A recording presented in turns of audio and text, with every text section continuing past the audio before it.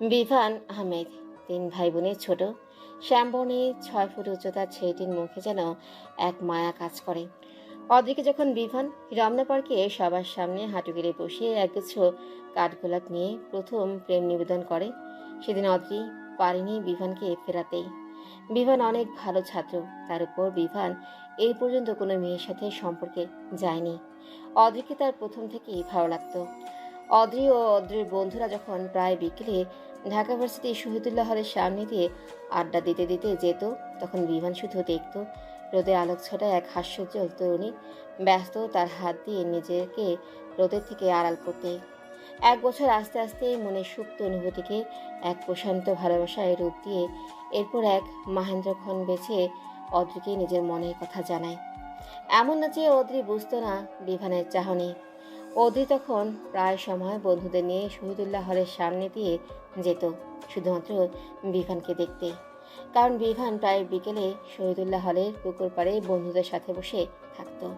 প্রেম নিবেদনের পর যখন ওদের ভালোবাসার 3 বছর পূর্ণ হয়, তখন তারা বিবাহ বন্ধনে আবদ্ধ হওয়ার সিদ্ধান্ত নেয়। বিভানের বড় ভাবি এই বিয়ের বিপক্ষে ছিল, কারণ বিভানের ভাবির ছোট বোন বিভানকে পছন্দ করত। বিভানের ভাবি এমনিতেই বিভানকে সহ্য করতে পারত না, কারণ সম্প্রতি বিভানের বাবা 3 ভাই বোনকে লিখে দিয়ে মারা গেছেন। তখন মাত্র বিভানের বড় ভাই নতুন বিয়ে করেছে। বিভান তখন ছাত্র অবস্থায় থাকায় কোনো ইনকাম করতে পারত না। বড় ভাইয়ের টাকায় বিভান চলতো, যা বিভানের ভাবির কোনো কালেও পছন্দ ছিল না।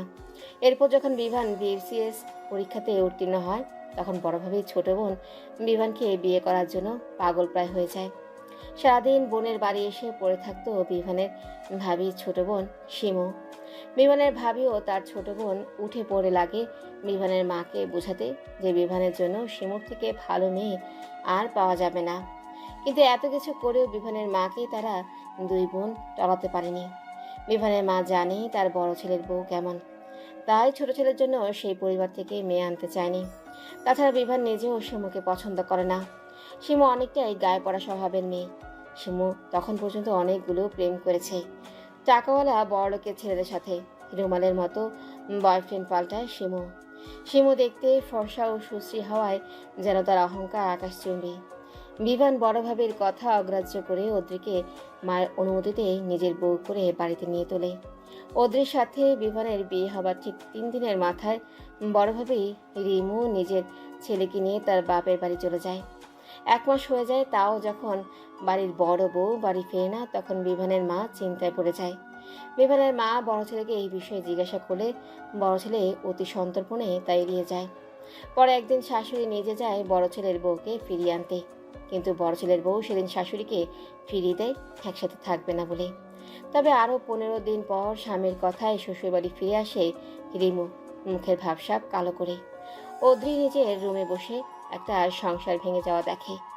অদ্রি বা কি করবে? বিভান ও তার শাশুড়ি যেখানে শিমুকে পছন্দ না, তাহলে কিভাবে করবে শিমুকে এ বাড়ির বউ? বড় ভাই ভাবি ও তাদের 3 বছরের ছোট ছেলেকে নিয়ে যেদিন নিজেদের জিনিসপত্র নিয়ে বাড়ি থেকে বের হয়ে যায় অন্যত্র নীর খোঁজার জন্য, সেদিন অদ্রি দেখেছিল এক মায়ের আর্তনাদ। সে আর্তনাদ রুহ কাঁপিয়ে দেওয়ার ক্ষমতা রাখে। সেদিন শাশুড়িকে সান্ত্বনা দেওয়ার ভাষা অদ্রি খুঁজে পায়নি। ওদের বিয়ের পর থেকে বিভানের বড় ভাইয়ের স্ত্রী রিমু যেন তাকে সহ্যই করতে পারে না। বিয়ের পর দিন বড় ভাবি রিমু অদ্রিকে নিয়ে ঘর ভর্তি মেহমানের সামনে নিজের বোন শিমুর গায়ের রঙের সাথে তুলনা দিয়ে অপমান করেছে। সেদিন অদ্রির প্রথমবার মনে হয়েছিল গায়ের রং ময়লা হওয়া পাপ। অদ্রি সেদিন বড় ভাবের মুখের উপর একটু শব্দ করেনি। নতুন বউ কিনা সে। বিয়ের পরপর যে 3 দিন বাড়ির 2 ছেলের বউ একই বাড়িতে ছিল, সেই 3 দিন অদ্রি যেন নিজেকে প্রতিনিয়ত ছোট হতে দেখেছে। দিন শেষে অদ্রির অভিযোগের পালা খুলে বসতো বিভানের সামনে। বিভান বুঝতো তার প্রিয়তমার স্ত্রীর কষ্ট, তবুও বড় ভাই ও ভাবিকে কিছু বলতো না, কারণ তারা এটাকে ভালোভাবে নেবে না। স্ত্রীকে বুকে জড়িয়ে নিয়ে সান্ত্বনাটুকুই শুধু দিতে পারত, আর চেষ্টা করতো নিজের ভালোবাসা দিয়ে অদ্রির দুঃখ মোচন করতে। তাছাড়া বিভানের মা নিজে এসে বিভান ও অদ্রিকে বলেছে কিছুটা মানিয়ে নিতে। উনি তার বড় ছেলেকে নিজের থেকে দূর করতে চান না। কোনো মাই চায় না তার প্রথম সন্তান তার থেকে দূরে যাক। অদ্রি বুঝতে পারত তার শাশুড়ির কষ্ট, তাই শাশুড়ি ও স্বামীর মুখের দিকে তাকিয়ে বড়ভাবে সমস্ত লাঞ্ছনা মেনে নিত। তবে মনে যদি থাকে কলুষতা, তাহলে কি সংসার জমে? ঠিক ভেঙে গেল এক মায়ের সংসার। আলাদা হয়ে গেল তার দুই ছেলে। বড় ভাই ও ভাবি আলাদা হয়ে যাবার পর অদ্রি নিজের ফার্মাসিউটিক্যাল কোম্পানির জবে জয়েন করে। যে জব সে বিয়ের কারণে 6 মাসের জন্য বন্ধ রেখেছিল। বিভান ও তার মা অদ্রিকে চাকরি করতে মানা করেনি। তারা দুজনেই মেয়েদের নিজ পায়ে দাঁড়ানোটাকে বিশ্বাস করে। অদ্রি জবে জয়েন করেছে এই কথাটা শোনার পর শিমু যেন হাতের চাপ পাওয়ার অবস্থা। রিমুর সাথে সদা পরামর্শ করে শিমু বোনের শাশুড়ির কাছে এসে বোনের গুণগান ও বোনের অসহায়ত্ব এসব নিয়ে বলা শুরু করে। অদ্রির শাশুড়ি শিমুর কথাকে পাত্তাই দিত না প্রথমে। এভাবে কেটে যায় অদ্রি বিভানের বিয়ের 1 বছরের বেশি কিছু সময়। ভালোই চলছে বিভান ও তার মাকে নিয়ে অদ্রির সংসার। সকাল সকাল ফজরের সময় ঘুম থেকে উঠে অদ্রি রান্নাবান্নার কাজ করে। সকালে নাস্তা বানিয়ে দুপুরের জন্য তরকারি রান্না করে অফিসের জন্য বের হয়ে যেত সকাল 7টা নাগাদ। বাড়ির অন্যান্য কাজের জন্য একজন তিরুষর্ধ ছুটা বুয়া আছে। শাশুড়ির যাতে কোনো সমস্যা না হয় সব দিকে খেয়াল রাখে অদ্রি। শাশুড়ি অদ্রিকে মেয়ের মতো দেখে। অদ্রি অফিসে যাবার পর প্রায় মাঝে মাঝে সকাল 10টা নাগাদ শিমু আসতো অদ্রির শাশুড়ির কান ভাঙাতে। যখন শিমু দেখলেও সে সফল হচ্ছে না, তখন সে চালে তার মোক্ষম চাল। অদ্রি ও বিভানের বিয়ের তখন 1.5 বছর চলে। তখন শিমু অদ্রির শাশুড়ি কানে তোলে অদ্রির বাচ্চা হয় না কেন সেটা। অদ্রির শাশুড়ি শিমুকে বলেছিল বাচ্চা নেওয়া তার ছেলে ও ছেলের বউয়ের বিষয়, এবং সে এইসবের বিষয়ে তাদের কিছু বলতে চায় না। এসব শোনার পরেও কি শিমু চুপ করে থাকে? না। শিমু এবার অদ্রির শাশুড়ির কানে ভরতে থাকে যে অদ্রি হয়তো কোনো সমস্যা আছে। অদ্রির শাশুড়ি প্রথমে এটাতে পাত্তা না দিলেও অনবরত শিমুর কান ভাঙানিতে প্রলুব্ধ হয়ে একদিন অদ্রিকে বলেই ফেলে বাচ্চার কথা। শাশুড়ির এখনও কথায় অদ্রি প্রথমে চমকে গেলেও পরে নিজেরও কেমন যেন লাগতে থাকে। তাই নিজেই যায় তার পরিচিত ডাক্তারের কাছে। ফার্মাসিস্ট হওয়ায় অনেক ডাক্তারের সাথে চেনা জানা আছে তার। ডাক্তারের সাথে অ্যাপয়েন্টমেন্টের জন্য ওয়েটিং রুমে বসে আছে অদ্রি। অদ্রির সারা শরীর মৃদু কম্পনে কম্পিত হচ্ছে বারংবার। ডাক্তারের কাছে চেক আপ করাতে এসেছে বাড়ির সবাইকে এই বিষয়ে অজ্ঞাত রেখে। অদ্রি নিজের স্বামী বিভানকেও এই ব্যাপারে কিছু জানায়নি, কারণ সে কখনো চায় না বিভানের থেকে দূরে যেতে। অদ্রি মনে মনে ভালো কিছু আশা করছে, আর এখন বাকিটা আল্লাহর ইচ্ছা। অদ্রি বাড়ির কাজের মহিলা রহিমার কাছ থেকে জানতে পেরেছিল যে বড় ভাবির ছোট বোন শিমু প্রায় এই বাড়িতে আসে আর বিভানের মায়ের সাথে অনেকক্ষণ গল্প করে। শিমুর এই বাড়িতে আসা নিয়ে অদ্রির কোনো সমস্যা নেই, কারণ শিমু তার বোনের শ্বশুর বাড়ি এসেছে, যেমনটা তার বোন মাঝে মাঝে আসে বেড়াতে। শিমুর এখানে আসা যাওয়া আছে এই খবরটা অদ্রি প্রথম কয়েকদিন যাওয়ার পর জেনেছিল। অদ্রি কখনো পাত্তাই দেয়নি এই ব্যাপারে, কারণ দিন শেষে তার শাশুড়ি তার সাথে অমায়িক আচরণ করত, একদম নিজের মেয়ের মতো। অদ্রির শাশুড়ি নিজের মেয়ে ও অদ্রিকে অন্য চোখে দেখেনি, তবে ইদানিং উনি অন্যরকম ব্যবহার করছেন অদ্রির সাথে। তিনি অদ্রির সাথে আগের মতো কথা বলেন না। শাশুড়ির এরকম বদলে যাওয়া দেখে অদ্রির মনে ক্ষীণ ভয় সৃষ্টি হয়। এসব কল্পনা জল্পনার মাঝে পাশের সিটে বসে থাকা মেয়েটার দিকে নজর যায় অদ্রির। তার পাশের সিটে বসে আছে এক 7 মাসের প্রেগনেন্ট মেয়ে। মেয়ে বলছি, কারণ প্রেগনেন্ট মেয়েটির বয়স 17-এর বেশি হবে না। এত কম বয়সে প্রেগনেন্সির কারণেই মেয়েটির চেহারায় বেহাল দশা। মনে হচ্ছে একটা হাড্ডিসার মেয়ে বসে আছে তার পাশে, শুধুমাত্র পেটটা খানিকটা উঁচু। মেয়েটার সাথে তার মা, স্বামী ও শাশুড়ি এসেছে, কিন্তু তাদের মধ্যে শুধুমাত্র মেয়েটার মায়ের চোখে মেয়েটাকে নিয়ে শঙ্কা, আর বাকি দুজনের তো অনাগত সন্তান নিয়ে চিন্তা। এসব দেখেই মনে মনে দীর্ঘশ্বাস ফেলে অদ্রি। এমন সময় রিসেপশন থেকে অদ্রির নাম ডাকলে অদ্রি দ্রুত মনেই ডাক্তারের চেম্বারে প্রবেশ করে। ডাক্তারের সামনে বসে অদ্রি কিছুটা নার্ভাস হয়ে পড়ে। ডাক্তার হয়তো বিষয়টা আন্দাজ করতে পারল, তাই ডাক্তার অদ্রিকে বলল, মিসেস আদ্রি, আপনি আপনার সমস্যা নির্দ্বিধায় আমাকে বলুন। ডাক্তারের কথায় অদ্রি নিজেকে ধাতস্থ করে সব সমস্যা খুলে বলে। সব শুনে ডাক্তার কিছু টেস্ট সাজেস্ট করে। এরপর ডাক্তারের ওখান থেকে বের হয়ে অদ্রি টেস্ট করাতে যায়। অদ্রির মন অশনি সংকেত দিচ্ছে, বারবার মনে হচ্ছে কোনো খারাপ কিছু হতে চলেছে। সব কিছু টেস্ট করিয়ে বাড়ি ফিরে অদ্রি আজ অফিস থেকে হাফ ডে করে ছুটি নিয়েছিল, তাই বিকেলের মধ্যে বাড়ি পৌঁছে যায়। বাড়ির গেটের কাছে যাওয়ার পর আজকে এসে শিমুকে দেখতে পায়। শিমু প্রথমে অদ্রিকে দেখে হকচকিয়ে গেলেও অদ্রির বিমর্ষ মুখ দেখে বাঁকা হাসে। শিমুর এই বাঁকা হাসির কারণ আজ 3 দিন পর শিমু এই বাড়িতে এসে জানতে পেরেছে অদ্রিকে তার শাশুড়ি বাচ্চার কথা বলেছে। শিমু জানে হয়তো সে বিভানকে নিজের করে পাবে না, কিন্তু সে বিভানকে আর অদ্রিকে সুখী থাকতেও দেবে না। শিমু তার বোনের কাছ থেকে শুনেছিল অদ্রি নাকি রিমোর ছেলে রিহাবকে অনেক আদর করে। যে মেয়ে যায় সন্তানকে এতটা সন্তানতুল্য ভালোবাসে, সে কেন বিয়ের প্রায় 2 বছর হতে চলল তারপরেও কনসিভ করছে না? এই ভাবনাটা শিমু ও রিমুর মাথায় আসার পরই তারা এই চালটা চালে। শিমু অদ্রির সাথে কোনোরূপ কথাবার্তা না বলেই পাশ কাটিয়ে চলে যায়। অদ্রি শিমুর মুখে বাঁকা হাসি দেখে এবার ঠাউর করতে পারল যে তার শাশুড়ির মাথায় সব শিমুই ঢোকাচ্ছে রিমুর সলা পরামর্শে। অদ্রি আর এসব ভাবতেই চাচ্ছে না, তার এখন মানসিক প্রশান্তির প্রয়োজন। বাড়ির ভিতরে ঢোকার পরে অদ্রি দেখে তার শাশুড়ি সোফায় বসে পান বানাচ্ছে, আর একটু আগে শিমু চলে যাওয়ার দরুন সদর দরজা খোলা ছিল। অদ্রি তার শাশুড়িকে সালাম দিয়ে নিজের রুমের উদ্দেশ্যে পা বাড়ালে তার শাশুড়ি তাকে ডাকে। ছোট বৌমা, আজ এত তাড়াতাড়ি ফিরে এলে যে? তোমার তো ফিরতে প্রায় সন্ধ্যা হয়। শাশুড়ির মুখ থেকে নরম কণ্ঠে ডাক শুনে অদ্রির মন অনেকটাই ভালো হয়ে যায়, তবে সেটা বেশিক্ষণ স্থায়ী হয় না। শরীর খারাপ লাগছে নাকি? জি মা। আলহামদুলিল্লাহ, সুখবর পাবো হয়তো। শাশুড়ির এহনো মন্তব্যে অদ্রির মুখ কালো হয়ে যায়। অদ্রির শাশুড়ি যথেষ্ট বিচক্ষণ মহিলা, তবে তার মুখ থেকে এমন বাণী যেন অন্য কারো শেখানো বলি। কুচিন্তা ও কুবুদ্ধি মানব মস্তিষ্ককে ধ্বংসের দিকে ঠেলে দেয়, যাতে সে নিজের বিচক্ষণতা হারায়। শাশুড়িকে মুখে কোনো প্রত্যুত্তর না করে ইশারায় না বুঝিয়ে মাথা নিচু করে নিজের রুমে চলে যায়। অদ্রি এটাই বুঝতে পারছে না শিমু কেন এরকমটা করছে, কি স্বার্থ এতে তার। শিমু অবিবাহিত, তাহলে কেন তারও বিভানে সংসার ভাঙার জন্য উঠে পড়ে লেগেছে? শিমু তো কোনো অবিবাহিত ছেলেকে বিয়ে করতে পারে, তাহলে কি এসব রিমু ভাবে কারসাজি? রিমু ভাবে কোশমিনকালেও তাকে সহ্য করতে পারতো না। না, সে আর এসব নিতে পারছে না। কালকে রিপোর্ট দেখে সে সিদ্ধান্ত নিবে কি করবে। অদ্রি মাইন্ড ফ্রেশ করে শাওয়ার নিয়ে আসরের নামাজটা আদায় করে অনেকক্ষণ ব্যালকনিতে বসে গ্রিলের ফাঁক দিয়ে বিস্তর রক্তিম অক্ষরে সূর্যের বিলীন হওয়া দেখতে লাগে। মাগরিবের আজান পড়ার পরে অদ্রি ঘুম পায়। তার শাশুড়ি নামাজের পরে অদ্রিকে নিয়ে চা খাবে বলে ডাকতে আসে, কিন্তু এসে অদ্রিকে ঘুমন্ত অবস্থায় দেখে আর ডাকে না। রাত 9টা নাগাদ বিভান বাড়ি ফেরে।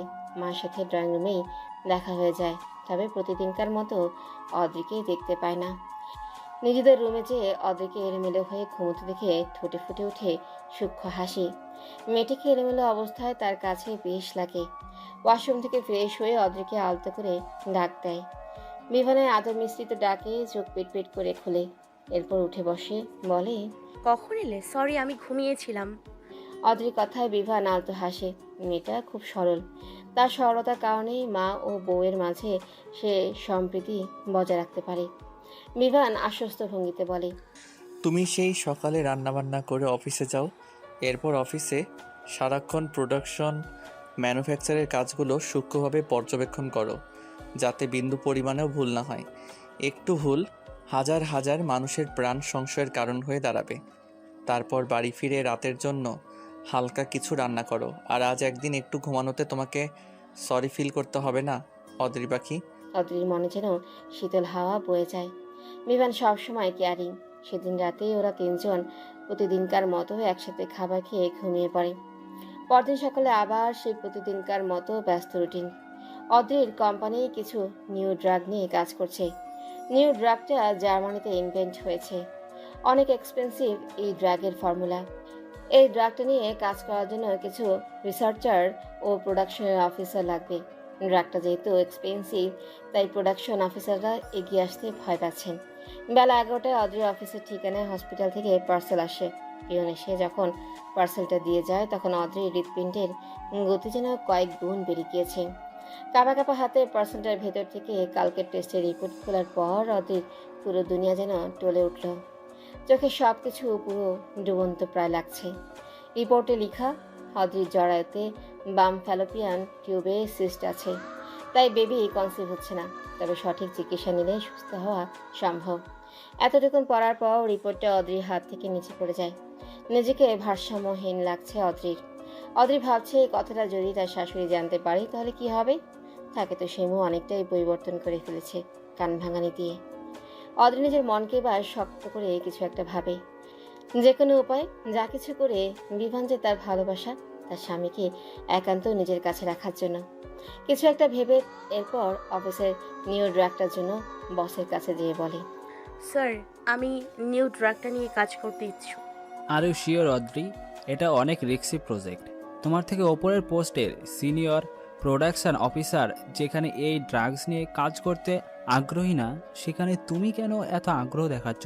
তাছাড়া আমি জার্মানি থেকে একজন রিসার্চার এবং প্রোডাকশন অফিসার আনার ব্যবস্থা করব ভাবছি। অদ্রির কথার পরিপ্রেক্ষিতে অফিসের বস অদ্রিকে বলে। কালক্ষেপণ না করে অদ্রি আবারও বলে, don't worry sir, I will handle. আমার বিশ্ববিদ্যালয় জীবনে আমি দায়িত্ব নিয়ে প্রজেক্ট রেডি করতাম বিভিন্ন ফার্মেসি সেমিনারের জন্য। ঠিক আছে অদ্রি, এই প্রজেক্টটার জন্য তুমিই ইন। বস এই কথা বলে চলে যেতে নিলেই অদ্রি তাকে আটকে বলে, স্যার, ইয়েস। আমি অফিসে আমার জবের সেকশন চেঞ্জ করার কথা বলেছিলাম 6 মাস আগে। আমায় রিসার্চার হিসেবে নেওয়া যায়? I am sorry Adri, researcher হিসাবে তোমায় তার জন্য নিউ রিকোয়ারমেন্ট ফুলফিল করতে হবে। I am ready to fulfil. কিন্তু তুমি তো প্রোডাকশন অফিসার হিসেবে নিউ ড্রাগস প্রজেক্টে থাকছো, তাহলে? জি স্যার, আমি প্রোডাকশন অফিসার হিসেবে থাকব, তবে তার আগে আমি রিসার্চার রিকোয়ারমেন্ট ফুলফিল করব। অদ্রির বস অদ্রির কথার ধরন বুঝতে না পেরে বলে, তুমি এক্স্যাক্টলি কি করতে চাইছো? আমার সবসময় নিউ কিছু নিয়ে কাজ করতে ভালো লাগে। আমি এই প্রজেক্টের পর একজন প্রফেশনাল রিসোর্সার হিসেবে জয়েন করতে চাই এবং এই প্রজেক্টে আমাকে যেন রিসোর্স রিলেটেড কাজে রাখা হয়। অদ্রির বস শিওর হওয়ার জন্য বলে, দ্যাট মিন্স তুমি চাও তোমাকে যেন রিসার্চের কাজে অল্প হলেও ইনভলভ রাখা হয়। হাসি ফুটে অদ্রির মুখে। জি স্যার, আপনি আমার উপর ভরসা করে দেখতে পারেন। ওকে, অ্যাজ ইউর শিওর, তুমি প্রোডাকশন অফিসার হয়েও রিসার্চারের কাজে ইনভলভ থাকবে। বস চলে যেতে নিয়েও আবারও বলে, must be sure, don't lose my expectation. তুমি আমার ছোট বোনের মতো এবং আমি জানি তুমি কিছু ভেবেই বলছো। আমি তোমার ওপর ভরসা করতে পারি। বস চলে যায় আর অদ্রির মুখে ফুটে ওঠে রহস্যময় হাসি। অদ্রি স্বগোক্তি করে, আপন মনেই বলে, বারে বারে ঘুঘু তুমি খেয়ে যাও ধান, শেষবারে আমি তোমার বধিব পরাণ। হেসে উঠে চলে যায় নিজের কাজে। সেদিন বাসায় গিয়ে আগের মতো থাকতে লাগে। অদ্রি কাউকেই কিছু জানায়নি এই ব্যাপারে। তাছাড়া বিভান এখনও বাচ্চা নেওয়ার বিষয়ে কোনো কথা বলেনি। তবে এখন বলেনি তো কি হয়েছে, ভবিষ্যতে যে বলবে না তার কি গ্যারান্টি। তবে অদ্রি আস্তে আস্তে সব কিছু নিজ কন্ট্রোলে নিয়ে আসছে এবং অতি দ্রুত সে নিজের নির্ধারিত লক্ষ্যে পৌঁছে যাবে। অদ্রির জরায়ুর সিস্টার ফ্যালোপিয়ান টিউবের একটু ভেতরের দিকে, তাই সময়টা একটু বেশি লাগবে।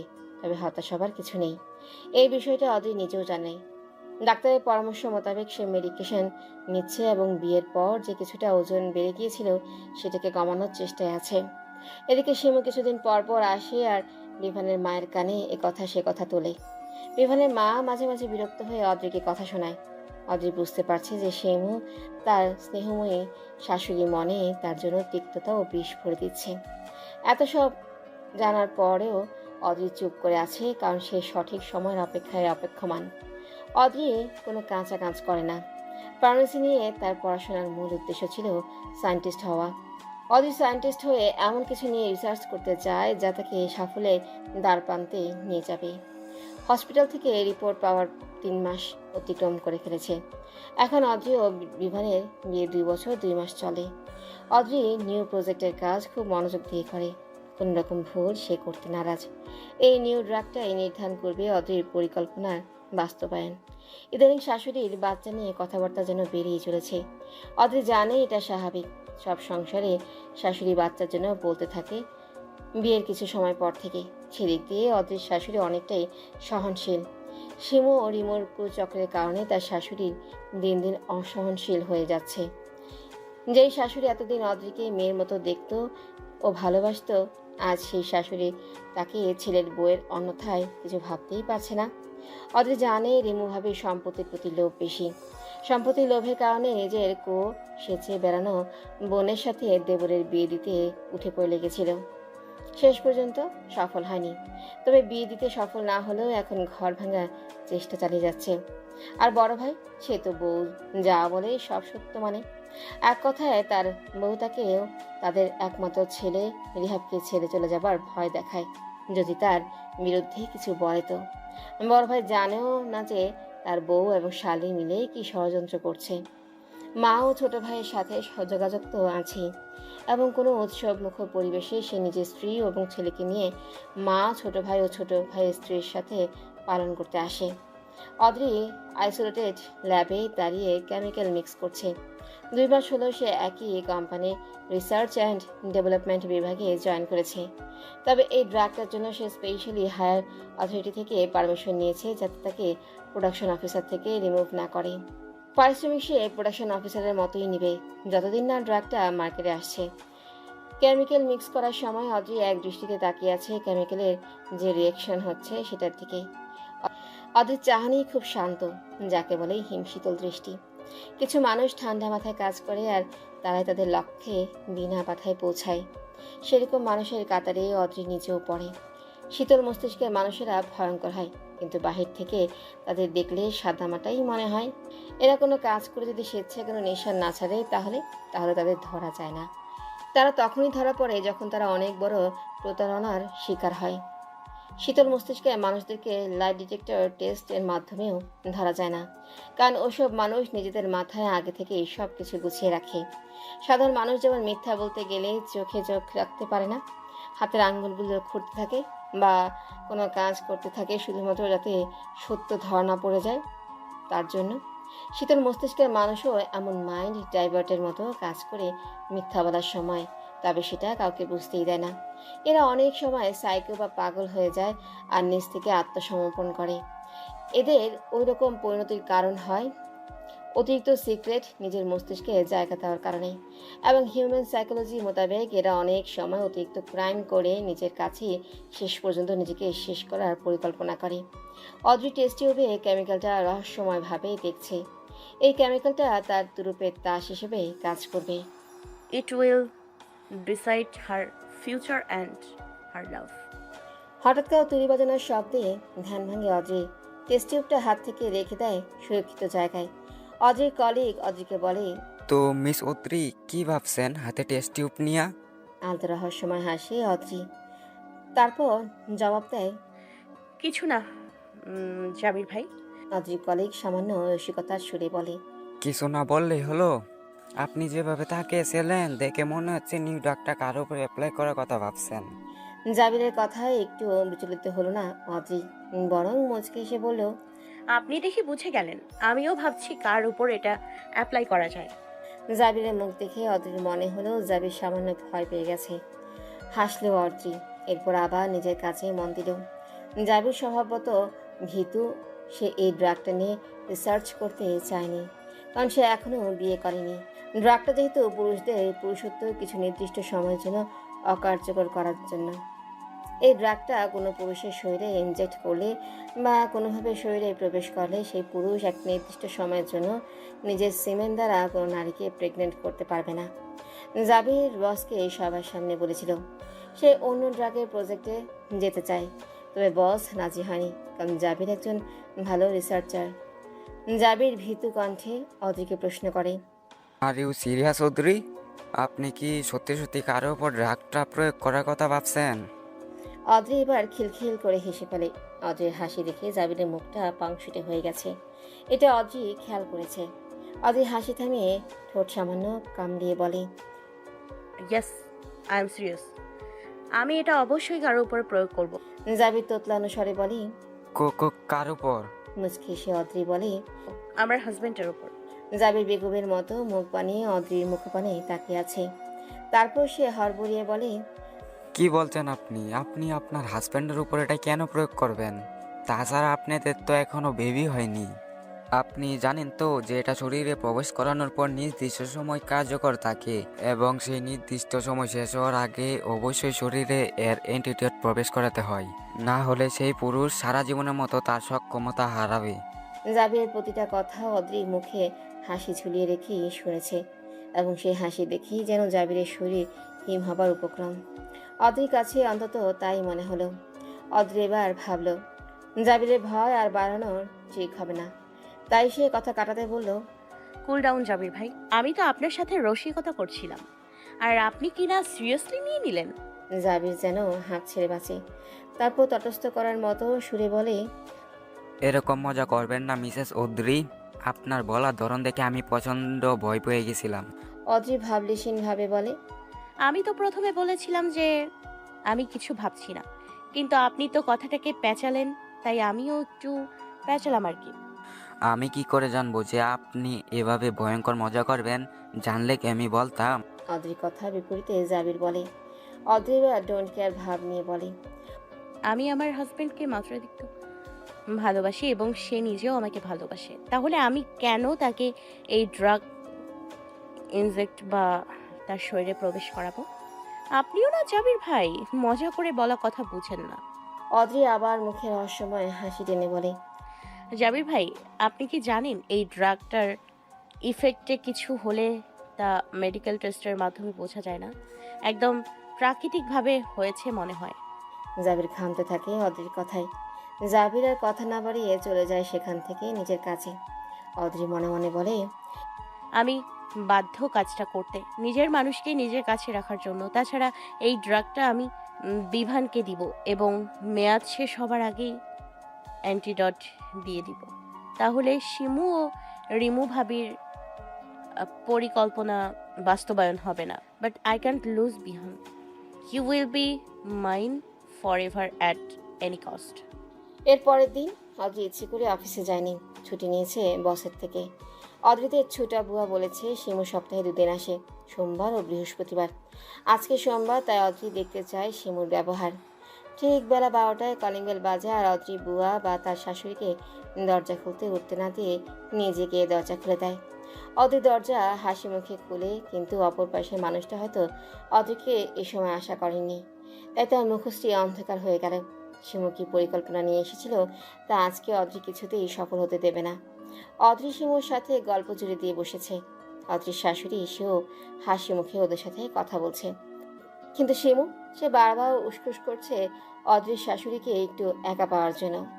অদ্রি সে আজকে বুয়াকে সব বুঝিয়ে দিয়েছে যাতে তাকে সাহায্য করে। দুপুরে খাবার খেয়ে অদ্রির শাশুড়ি নিজের রুমে ঘুমাতে চলে যায়। শিমু সেটা দেখে নিজেও যেতে নেয়, কিন্তু তখনই তার পথ রোধ করে দাঁড়ায় অদ্রি শিমুকে হাসি মুখে বলে, শিমু, চলো না আর একটু গল্প করি। রিমু ভাবি থাকলে তার সাথে গল্প করতে পারতাম, কিন্তু এখন নিজের জীবনটাকে রোবটের মতো লাগে। সারা জীবন অফিস করে রাতেই একটু সময় পাই, আর এটা বিভানের সাথে কোয়ালিটি টাইম স্পেন্ড করি। গার্লস টপিকে তো আর এখন কথাই হয় না কারোর সাথে। আজ অনেক দিন পর কাউকে পেয়েছি, চলো ছাদে যাই। কথাগুলো বলেই অদ্রি ছাদের উদ্দেশ্যে পা বাড়ায়। অজ্ঞতা শিমুকেও অদ্রির সাথে যেতে হয়। অদ্রি ও বিভানের বিয়ের 2.5 বছর হয়েছে। অদ্রির শাশুড়ি বিভানকেও বাচ্চা নেওয়ার কথা বলেছে 2-3 বার, তাই বিভান ভাবলো আজকে অদ্রিকে বলবে বাচ্চা নেওয়ার কথা। অনেক তো সময় হলো। বিভান ও অদ্রি দুজনে এখন নিজের ক্যারিয়ারে সাকসেসফুল। 1 সপ্তাহ আগে অদ্রির নিউ ড্রাগ প্রজেক্ট সাকসেসফুলি শেষ হয়েছে, তবে ড্রাগটা এখনই বাজারজাত করবে না, আগে অ্যান্টিডোট জার্মানি থেকে আনানো হবে। রাতের বেলা বিভান অদ্রিকে জড়িয়ে ধরে বিছানার বোর্ডের সাথে হেলান দিয়ে বসে আছে। অদ্রি চুপ করে স্বামীর বুকে মাথা রেখে বসে আছে। কিছু সময় অতিবাহিত হবার পর বিভান বলে, অদ্রি পাখি, হুম, তোমাকে একটা কথা বলবো। বলো, এতে অনুমতি নেওয়ার কি আছে বিভান? না, আসলে মা বলছিল আমাদের এখন বাচ্চা নেওয়া উচিত। ও, তুমি কিছু বলবে না? বলবো তো। তাহলে বলো। শুধু কি মা বলেছে নাকি তুমিও? মায়েরটা মা আমায় বলেছেন, এখন তুমি তোমারটা বলো। বিভান বুক ভরে শ্বাস নেয় আর অদ্রি বিভানের বুক থেকে মাথা উঁচিয়ে বিভানের মুখের দিকে তাকিয়ে আছে। বিভান বলে, আমারও মনে হয় এখন বাচ্চা নেওয়া ভালো হবে। বিভানের কথায় অদ্রি প্রত্যুত্তর করে না। অদ্রির রেসপন্স না পেয়ে বিভান বলে, কিছু বলছো না যে? কি বলবো, বাচ্চা আসলে অবশ্যই নিব। বিভান বুঝলো অদ্রির কথা, তবে সে আজ তার প্রিয়তমাকে কাছে পেতে চায়, প্রিয়তমার ভালোবাসায় সিক্ত করতে চায় নিজেকে। অদ্রি বাধা দেয় না বিভানকে। অদ্রি নিজেও ডুবে যায় তার প্রাণপুরুষের ভালোবাসায়। তবে সে তার পরিকল্পনা কালকে থেকেই শুরু করবে। আজকে স্বামীর ভালোবাসায় সিক্ত হবে। সময় নদীর স্রোতের মতোই বহমান। সময়ের সাথে ঘটে অনেক অনাকাঙ্ক্ষিত উত্থান পতন। ঠিক তেমনি বিভান ও অদ্রির জীবনে চলছে কিছু দুঃসময়। বিভান অদ্রিকে বাচ্চার কথা বলার প্রায় 3 মাস হয়ে গেছে। অদ্রি এখনও কনসেপ্ট করেনি। এদিকে বিভানের মা অনবরত বাচ্চার কথা বলেই মুখের ফেনা তুলে ফেলেছে। তাছাড়া ওনারা এরকম বাচ্চার জন্য অধৈর্য হবার কারণটা সত্যি বলতে পুরোপুরি ভুল নয়। বিভান ও অদ্রির বিয়ে 3 বছর প্রায় হতে চলল এবং বিভান সেদিন তার মাকে আশ্বাস দিয়েছে তারা জলদি বাচ্চা নেওয়ার প্ল্যান করছে। বিভানের মা একদিকে ছেলের কথা আশায় আছে, আরেকদিকে শিমুর প্রতিনিয়ত উস্কানিমূলক পরামর্শ। অদ্রি আবারও বাসার 2 জায়গায় সিক্রেট ক্যামেরা ফিট করেছে, সাথে কিছু মাইক্রোচিপ। এই secret camera recording Adri office থেকে ফেরার পথে দেখে এবং বাসায় এসে বিভান না ফেরার আগ পর্যন্ত দেখে। সিক্রেট ক্যামেরা ড্রয়িং রুমে এবং বিভানের মায়ের রুমে লাগানো, আর মাইক্রোচিপ আর কয়েকটা জায়গায় এক্সট্রা লাগানো আছে। এসবের বদৌলতে অদ্রি জানতে পারে বাড়িতে কি হচ্ছে। অদ্রি আবারও ডাক্তারের কাছে গেছে।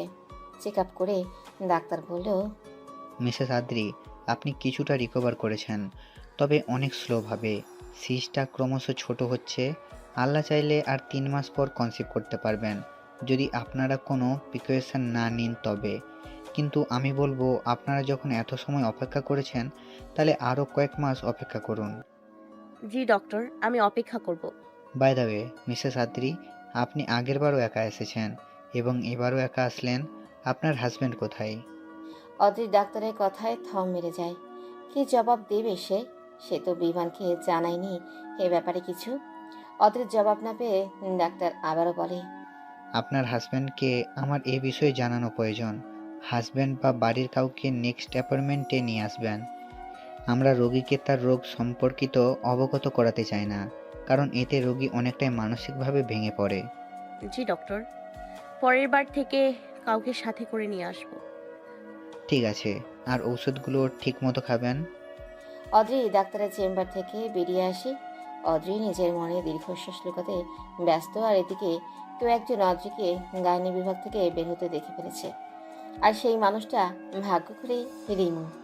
রিমু দ্বিতীয়বারের মতো প্রেগনেন্ট, তাই সে ডাক্তারের কাছে এসেছে চেক আপ করতে। রিমুর সাথে অবশ্য তার স্বামী বিমানের বড় ভাই ইভান এসেছে। ইভান একটা জরুরি কল আসার কারণে হসপিটালের ভেতরে ওয়েটিং রুমে রিমুকে ও রিহাবকে রেখে বাইরে গেছে। ইভান অদ্রিকে দেখেনি, এমনকি অদ্রি হসপিটাল থেকে বের হচ্ছে আর ইভান ভেতরে ঢুকছে, তারপরেও না।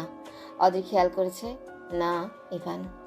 রিমু অদ্রিকে যে ডাক্তারের চেম্বার থেকে বের হতে দেখেছে, সে নিজেও সেই ডাক্তারের কাছে অ্যাপয়েন্টমেন্ট নিয়েছে। রিমু যেন হাতের পা দেখে ফেলেছে, সে এবার ধামাকা করবেই। রিমু জানে তার শাশুড়ি অদ্রির উপর নারাজ, আর 2 দিন আগে সে রিমুর দ্বিতীয়বার প্রেগনেন্সির কথা শুনে অনেক খুশি হয়েছে এবং সেই সাথে রিমুর সাথে ফোনে কথা বলা অবস্থায় অদ্রিকে কিছু কটু কথা শুনিয়েছে।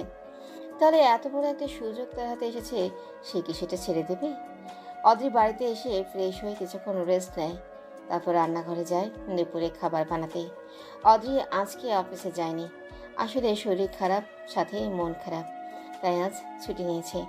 ছুটি যেহেতু নিয়েছে, তাই ডাক্তারের কাছ থেকেও চেক আপ করে আসলো। দুপুরে রান্না প্রায় শেষ। আজকে আবার ইভান ভাইয়া, রিমু ভাবি ও রিহাব আসবে। হঠাৎ কলিং বেলের শব্দে অদ্রি গ্যাস অফ করে দরজা খুলতে যায়। দরজা খুলে অপর পাশে ভাসুরের বউ ও তাদের ছেলেকে দেখে অদ্রির মুখে হাসি ফুটে ওঠে। অদ্রি তাদের সালাম দিলে এবার খুব হাসি মুখে সালামের জবাব দেয়, কিন্তু রিমু মুখ ভেঙচি দিয়ে বাড়ির ভেতরে ঢুকে যায়। অদ্রি রিমুর ব্যবহারকে পাত্তা না দিয়ে রিহাবকে হাতে ধরে নিয়ে বসার রুমে যায়। ইভান যেয়ে তার মাকে সালাম দেয়। অদ্রি ওদেরকে বসতে বলে শরবত আনতে যায়। অধীর শরবত এনে সোফার সামনে টেবিলে রাখলে তখনই রিহাব তার কাকিমুনির কোলে চড়ে বসে। রিহাব মাত্র 5 বছরে। রিহাবকে অদ্রি কোলে যেতে দেখে হয়তো রিমুর ভালো লাগেনি, তাই সে বাঁকা চোখে অদ্রির দিকে তাকিয়ে আছে। অদ্রি এসব দিক ঠিকই লক্ষ্য করেছে। তাছাড়া রিমু এ বাড়িতে আসবে আর তার শাশুড়ি কান ভাঙাবে না, তা তো আর হয় না। দুপুরের একটু আগে বিভানও অফিস থেকে ছুটি নিয়ে চলে এসেছে। আজকে পুরো পরিবার একসাথে। বিভান এসে থেকে রিহাবের সাথে খেলছে। ওদের দেখে মনেই হচ্ছে না ওরা চাচা ভাতিজা, দেখে মনে হচ্ছে বাপ ছেলে। এসব দেখে অদ্রির মনে অনুশোচনা হলেও তার কিচ্ছু করার নেই, সে বাধ্য এসব করতে। অদ্রি কখনোই বিভানকে ছাড়তে পারবে না। আর ডাক্তার তো বলেছে সুস্থ হচ্ছে সে। প্রায় 9-10 মাস যাবৎ সে চিকিৎসা নিচ্ছে এবং অনেকটাই ইমপ্রুভ করেছে। দুপুরে খাবারের পর্ব শেষ হবার পর রিমু এমন একটা কথা বলল যে সবাই স্তব্ধ হয়ে গেছে। রিমুর হাতে অদ্রির রিপোর্ট। অদ্রি সেটা দেখে অবাক, কারণ কোনো হসপিটাল অনুমতি ও প্রমাণ ব্যতীত কারো রিপোর্ট অন্য কাউকে দেয় না। তাহলে রিমু পেল কোথা থেকে?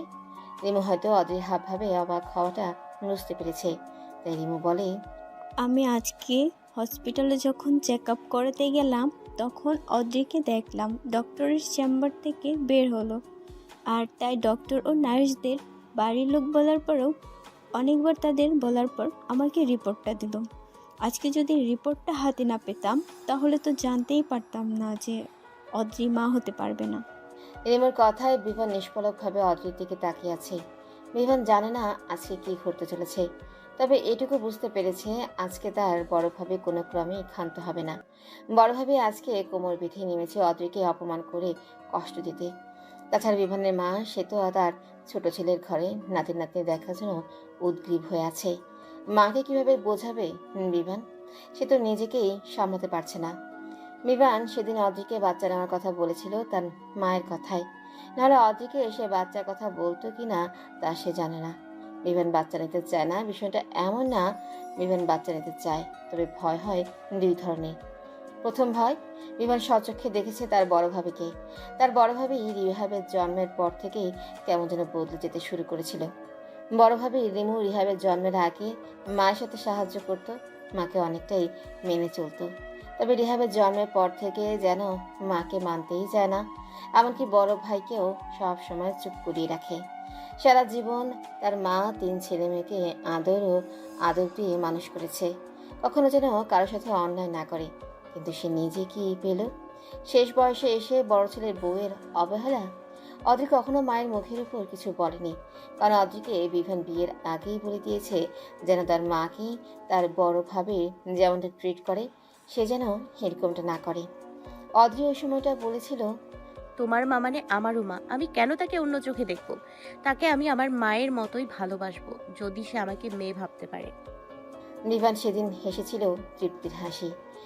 হ্যাঁ, সে পেরেছে একটা সঠিক মেয়েকে নিজের জীবন সঙ্গিনী হিসেবে বেছে নিতে।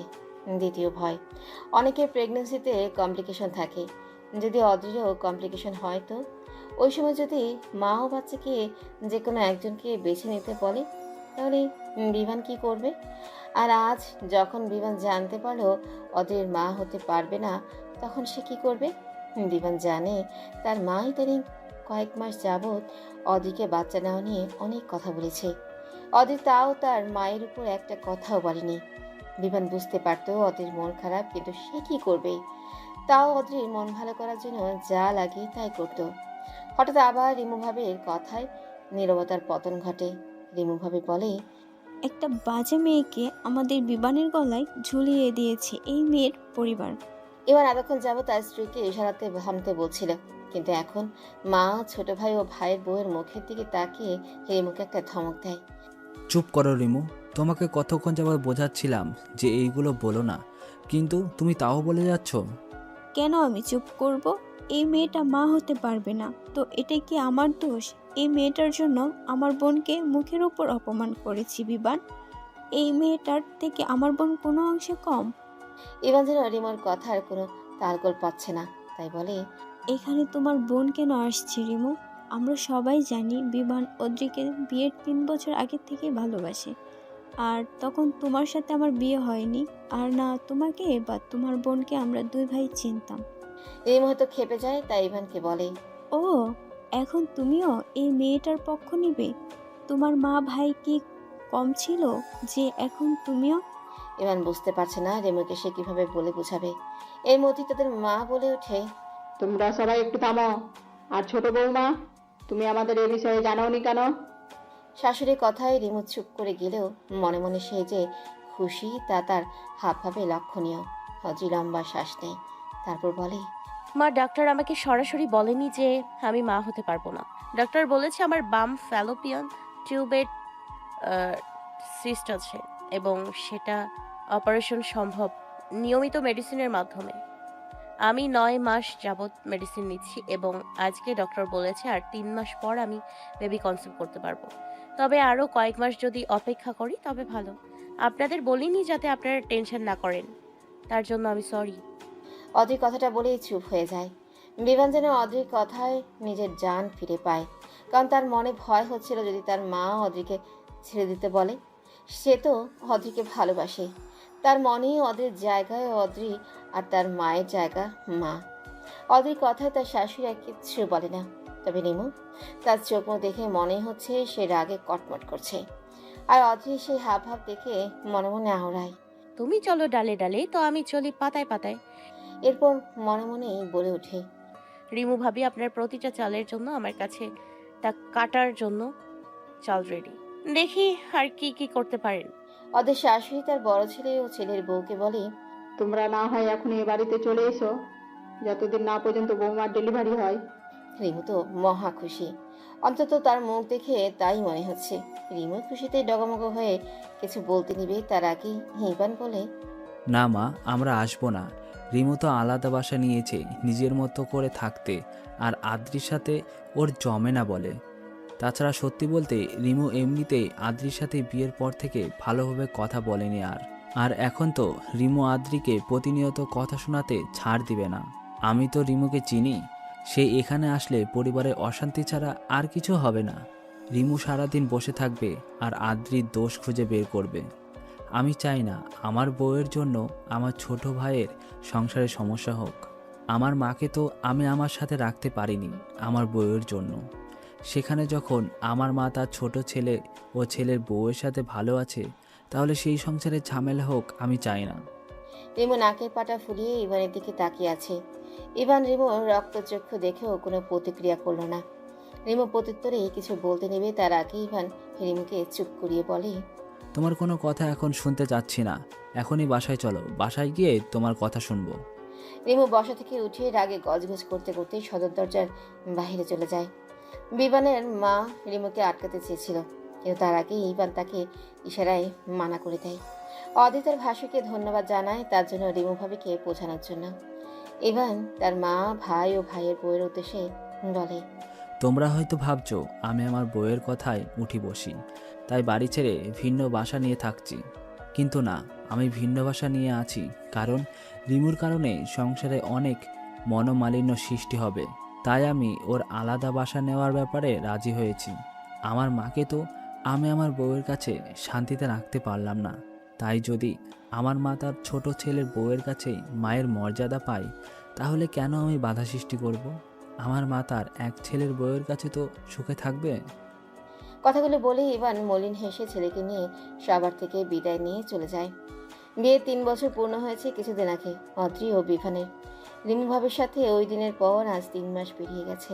3 মাস পূর্ণ হবার পরে শাশুড়ি অদ্রিকে বলেছে বাচ্চা নেওয়ার কথা। যখন 4র্থ মাসে পড়লেও তাও পিরিয়ড মিস হয়নি, মানে প্রেগনেন্ট না। শাশুড়ি তো হতাশায় ডুবে গেছে।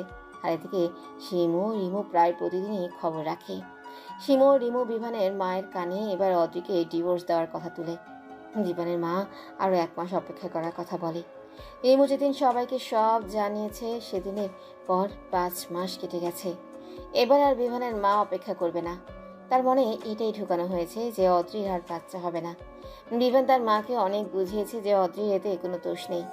বিভান যেহেতু এটুকু সময় অপেক্ষা করতে পেরেছে, তো সে আরও অপেক্ষা করতে পারবে। এদিকে শিমু অদ্রির শাশুড়ির কাছে এসে তার হাতে ডিভোর্স পেপার দিয়ে বলে এটাতে অদ্রি ও বিভানের সাইন নিয়ে নিতে। শিমুর সাথে এটাও বলেছে সে এখনও বিভানকে বিয়ে করতে রাজি আছে। বিভান তার মাকে বোঝাতে পারেনি। আর অদ্রিকে সে বলেছে যেন একটু সহ্য করে, কারণ এই বয়সে মাকে একা রেখে সে অদ্রিকে নিয়ে চলে যেতে পারবে না। অদ্রির বিনিময়ে হাসি দেয়। অদ্রির মনে বিভানের জন্য ভালোবাসা আরও বেড়ে যায় যখন বিভান তার মাকে নিয়ে কোনো কম্প্রোমাইজ করতে রাজি হয় না।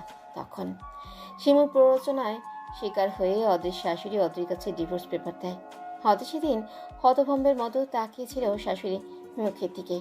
তারপর একটা রহস্যময় হাসি দিয়ে ডিভোর্স পেপারে সাইন করে নিজের রুমে গিয়ে বিভানের জন্য একটা চিঠি লিখে বাড়ি থেকে বের হয়ে যায়।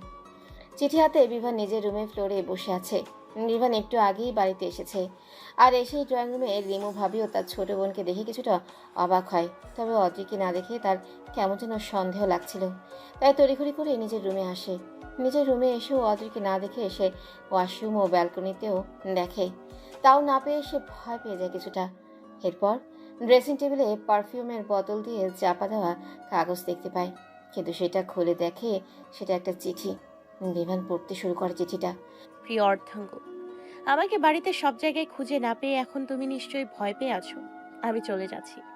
তোমার সাথে জীবনের শেষ সময় পর্যন্ত হয়তো আমি থাকতে পারবো না।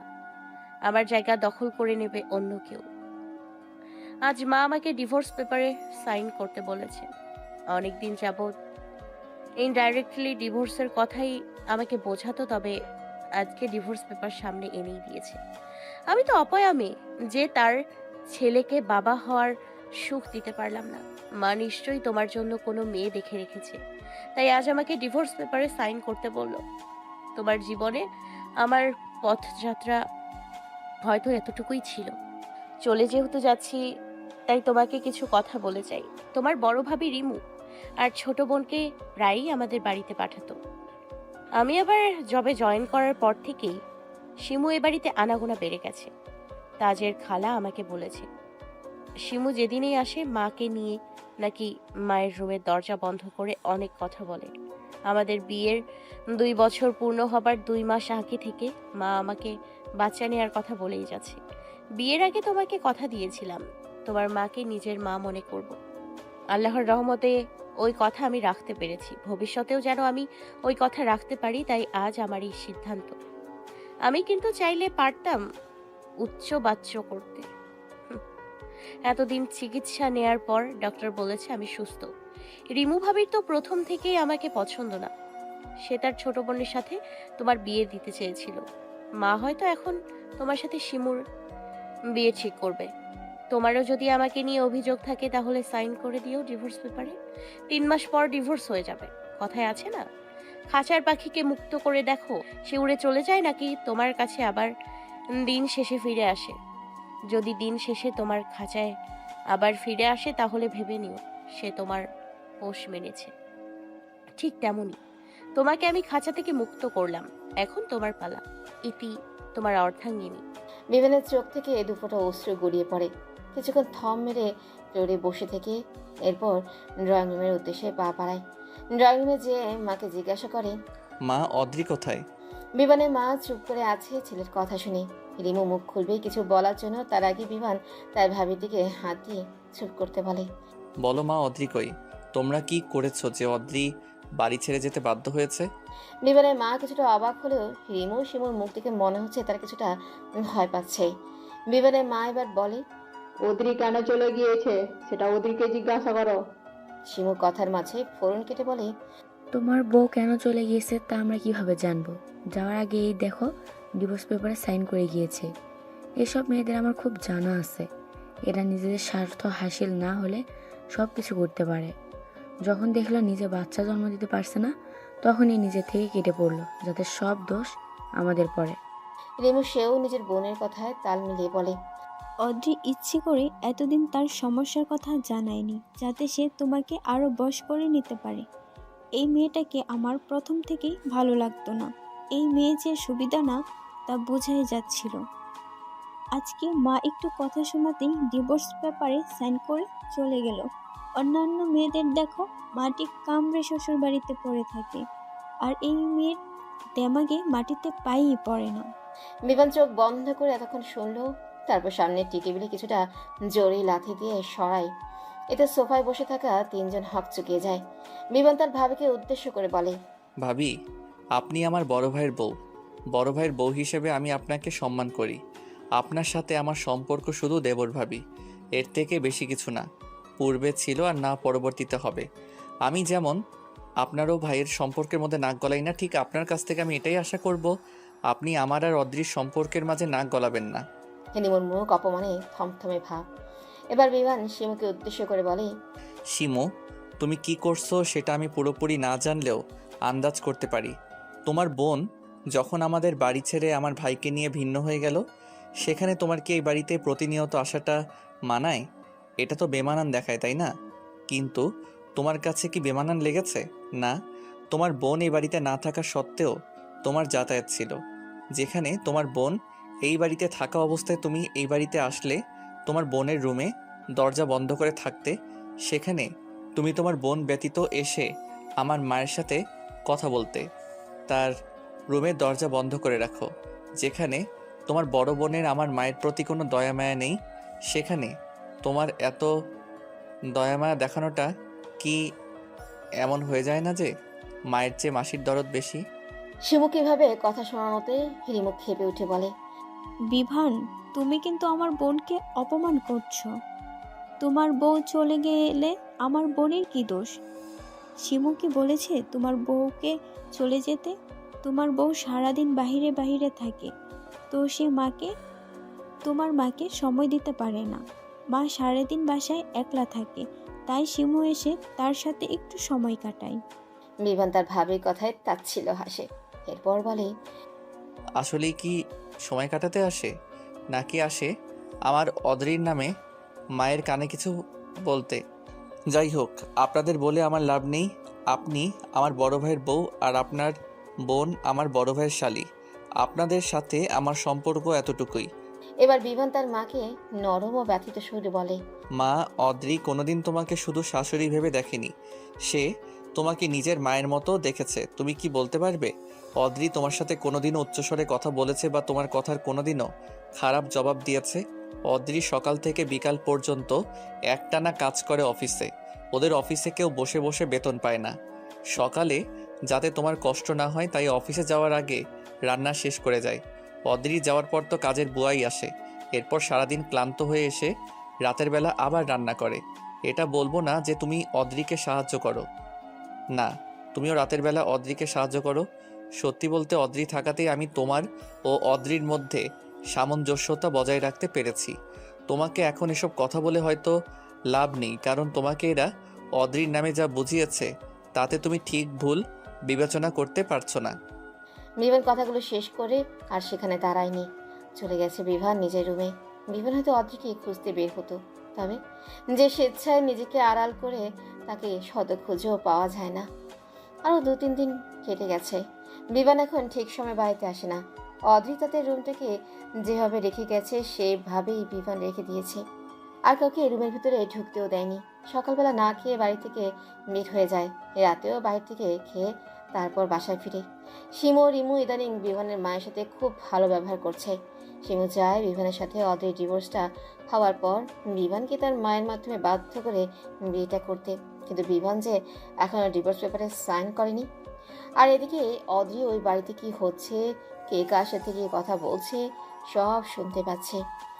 অদ্রি ওই বাড়ি থেকে বেরিয়ে আসার আগে রিমু ইভানের রুমের ভিতরে কয়েকটা মাইক্রোচিপ লাগিয়েছে, আর গেস্ট রুমেও কয়েকটা লাগিয়েছে। ধরতে গেলে সব রুমেই মাইক্রোচিপ লাগানো। অফিস থেকে 7 দিনের ছুটি নিয়েছে সে। শাশুড়ি ও নিজের রুমে এবং ড্রয়িং রুমে তো হিডেন ক্যামেরা লাগানো আছেই, সেই সাথে গেস্ট রুমেও একটা হিডেন ক্যামেরা লাগিয়েছে। অদিতা নিজের বাবা মার কাছেও যায়নি। শুক্রবার সাপ্তাহিক ছুটির দিন। বিমানের কাছে দিনটা বিষাক্ত লাগছে, কারণ সারা দিন তাকে বাসায় থাকতে হবে। সকাল 9টা বাজে। বিভান এখনও নাস্তার জন্য ডাইনিংয়ে যায়নি। ইভান তার ভাইকে কয়েকবার দরজার বাহির থেকে ডেকে গেছে। ইভান আর বেশি জোর করে না। শেষে বিভানের মা আসে বিভানকে ডাকতে। বিভান বাধ্য হয় দরজা খুলতে। দরজা খোলার পর বিভানের মায়ের সাথে শিমু রুমের ভেতরে প্রবেশ করে। শিমুকে নিজের রুমে দেখে বিভান বিরক্তিকর শব্দ উচ্চারণ করে। বিভানের মা বিভানকে বলে, দেখো বিভান, অদ্রি চলে গেছে। কোথায় গেছে আমরা তা জানি না। তাছাড়া অদ্রি তো স্বেচ্ছায় বাড়ি ছেড়ে চলে গেছে। আমরা কেউ তাকে বাড়ি ছাড়তে বলিনি। এখন তোর জীবনটা কি এভাবে থেমে থাকবে? শিমু কথার মাঝে ব্যঙ্গ করে বলে, দেখো আবার কার সাথে চলে গেছে কিনা। যা মেয়ে বাবা, বাচ্চা তো হবে না, এখন কারো বেড পার্টনার হতেই পারে সে।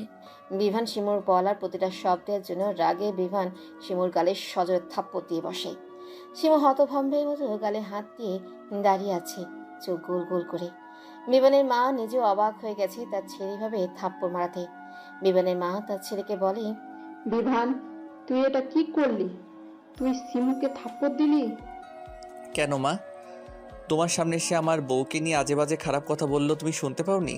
থাপ্পড়টা তো তোমার মারার দরকার ছিল, কিন্তু ভাবি ও তার বোন মিলে তোমার মাথা এমনভাবে নষ্ট করেছে যে তুমি তাদের অন্যায় আর খারাপ কাজগুলো দেখছো না। কিন্তু আমার মাথাটা তো নষ্ট হয়নি, তাই আমি বিবেচনা করতে জানি কে ভুল কে ঠিক। বিমান তার মাকে কথাগুলো বলে নিজের রুম থেকে বেরিয়ে বাড়ি থেকে বেরিয়ে যায়। আর শিমু এদিকে বিমানের মায়ের সামনে একা কান্না জুড়ে দেয়। দেখলে আন্টি, তোমার ছেলেকে ওই মেয়ে কিভাবে বশ করেছে। আমাদের সত্য কথা এখন তোমার ছেলের কানে লাগে না। বিমানের মা শিমুকে সান্ত্বনা দিতে বলে, তুমি চিন্তা করো না শিমু, আমি আমার ছেলের সাথে তোমার বিয়ে দেব। একদিন না একদিন বিভান নিজের ভুলটা বুঝতে পারবেই। শিমু বিমানের মায়ের কথায় শয়তানি হাসি দেয়, যা বিমানের মায়ের অগোচরে রয়েই যায়। অদ্রি টিভির স্ক্রিনের সামনে বসে উচ্চস্বরে হেসে ওঠে। আমি চলে গেছি, এটাকে তোমাদের জয় ভাবছো শিমু আর রিমু ভাবি? হুম, আমাকে এত হালকাভাবে নেওয়া উচিত হয়নি তোমাদের। আবার সবক্তি করে বলে, আমি যেমন মরতে পারি তেমন মরতেও পারি। Just wait and watch, wait for my next step. Adri বিমানের বাড়ি থেকে চলে এসেছে 1 মাস হলো। প্রথম 2 দিন অদ্রি একটা হোটেলে ছিল, এরপর অফিসের ম্যানেজারকে রিকোয়েস্ট করে একটা অফিসার্স কোয়ার্টার নিয়েছে। অদ্রি যেহেতু প্রথমে অফিসার পদে ছিল এবং পরে রিসার্চ সেকশনে ঢুকেছে, তাই ম্যানেজার অদ্রিকে রিকোয়েস্টের ভিত্তিতে অফিসার্স কোয়ার্টার দিয়েছে। এদিকে শিমু যেন বিমানের পেছনে লেগেই আছে। বিমান রুমে থাকলে হুটার বিমানের রুমে ঢুকে পড়ে শিমু। বিমান একদিন রুমে তালা দিয়ে যেতে ভুলে গিয়েছিল। তখন বাড়ি ফিরে নিজের রুমে যেয়ে দেখে ড্রেসিং টেবিল গোছানো, বিছানার চাদর পাল্টানো, আর তার আর অদ্রির বাঁধানো ছবিটাও নেই। এগুলো দেখে বিমান অনেক ক্ষেপে যায়। সে তার মায়ের কাছে গিয়ে জিজ্ঞাসা করে, মা, আমার রুমে কে ঢুকেছিল? বিমানের মা তখন হাদিসের বই পড়ছিল। ছেলের কথা শুনে সে জবাব দেয়, কে আবার? শিমু, তোর ঘরটার অবস্থা দেখেছিস? ওইটা দেখে মনে হচ্ছিল কোনো মানুষ থাকে, তাই শিমু আমাকে বলল ঘরটা গুছিয়ে দিবে, তাই গুছিয়ে দিল। বিমান বুঝলো তার মাকে এখন কিছু বলে লাভ নেই, তাই তার বড় ভাই ও ভাবি ঘরের দিকেই গেল। কারণ তার বড় ভাই এখন ঘরেই আছে। ভাইয়ের ঘরের দরজা নক করার পর বিমানকে ভেতরে আসতে বলে। বিমান ভেতরে এসে বলে, দেখো ভাইয়া, তোমার শালিকাকে তুমি বলে দাও সে যেন আমার রুমে আমার পারমিশন ছাড়া না ঢোকে। তাছাড়া আমি তোমার শালিকাকে আমার রুমে ঢোকার পারমিশন কখনো দিব না। বিমানকে আশ্বস্ত করে বলে সে শিমুকে বলে দেবে। এরই মধ্যে রিমু মুখ ফিংচিতে বলে, কয়েকদিন পর তো আমার বোন তোমার ঘরে এমনিতেই ঢুকবে, তাহলে এখন ঢুকলে সমস্যা কোথায়? রিমুর কথা বিমান চাচ্ছিল হেসে বলে, কে ঢুকবে আর কে ঢুকবে না সেটা সময় বলে দিবে ভাবি। বিমান নিজের রুমে চলে যায় আর ইভান যায় শিমুকে নিষেধ করতে যেন বিমানের রুমে না যায়। দুলাভাইয়ের মুখে এমন কথা শুনে শিমু কিছুটা অপমানিত হয়, তাই চুপ করে শুনে যায়। রিমু তো এখনও 7 মাসের প্রেগনেন্ট, তাই ইভান রিমুকে কিছু বলে না। পরের দিন সকালে শিমুর ফোনে একটা কল আসে। কলকৃত ব্যক্তি শিমুকে বলে, মিস শিমু, আপনি যাকে বিয়ে করার জন্য এত ষড়যন্ত্র করছেন, আদৌ কি সে কখনো বাবা হতে পারবে? আপনি কি শিশুর যে সমস্যাটা শুধু কি মিস অদ্রি ছিল, সমস্যাটা তো মিস্টার বিবানেরও থাকতে পারে। শিমু প্রথমে বিশ্বাস করতে চায় না ফোনের অপর পাশে থাকা লোকটার কথা। হ্যাঁ, ফোনের অপর পাশে অদ্রি কথা বলছে না, কথা বলছে অদ্রির কলিগ জাবির। অদ্রি তাকে এই 1 মাসে সব বলেছে। জাবির প্রথমে ড্রাগটা বিমানকে দেওয়া হয়েছে শুনে ভয় পেয়েছিল, তবে অদ্রির পুরো কাহিনী শুনে সে অদ্রিকে বড় ভাই হিসেবে ছোট বোনকে সাহায্য করবে। তাই জাবির শিমুকে প্রাইভেট নাম্বার দিয়ে ফোন করে। শিমু প্রত্যুত্তরে বলে, আপনার কাছে কি প্রমাণ আছে যে আপনি এসব কথাবার্তা বলতেছেন বিভানের সম্পর্কে? এমন তো না যে আপনাকে আদ্রি ফোন দিতে বলেছে।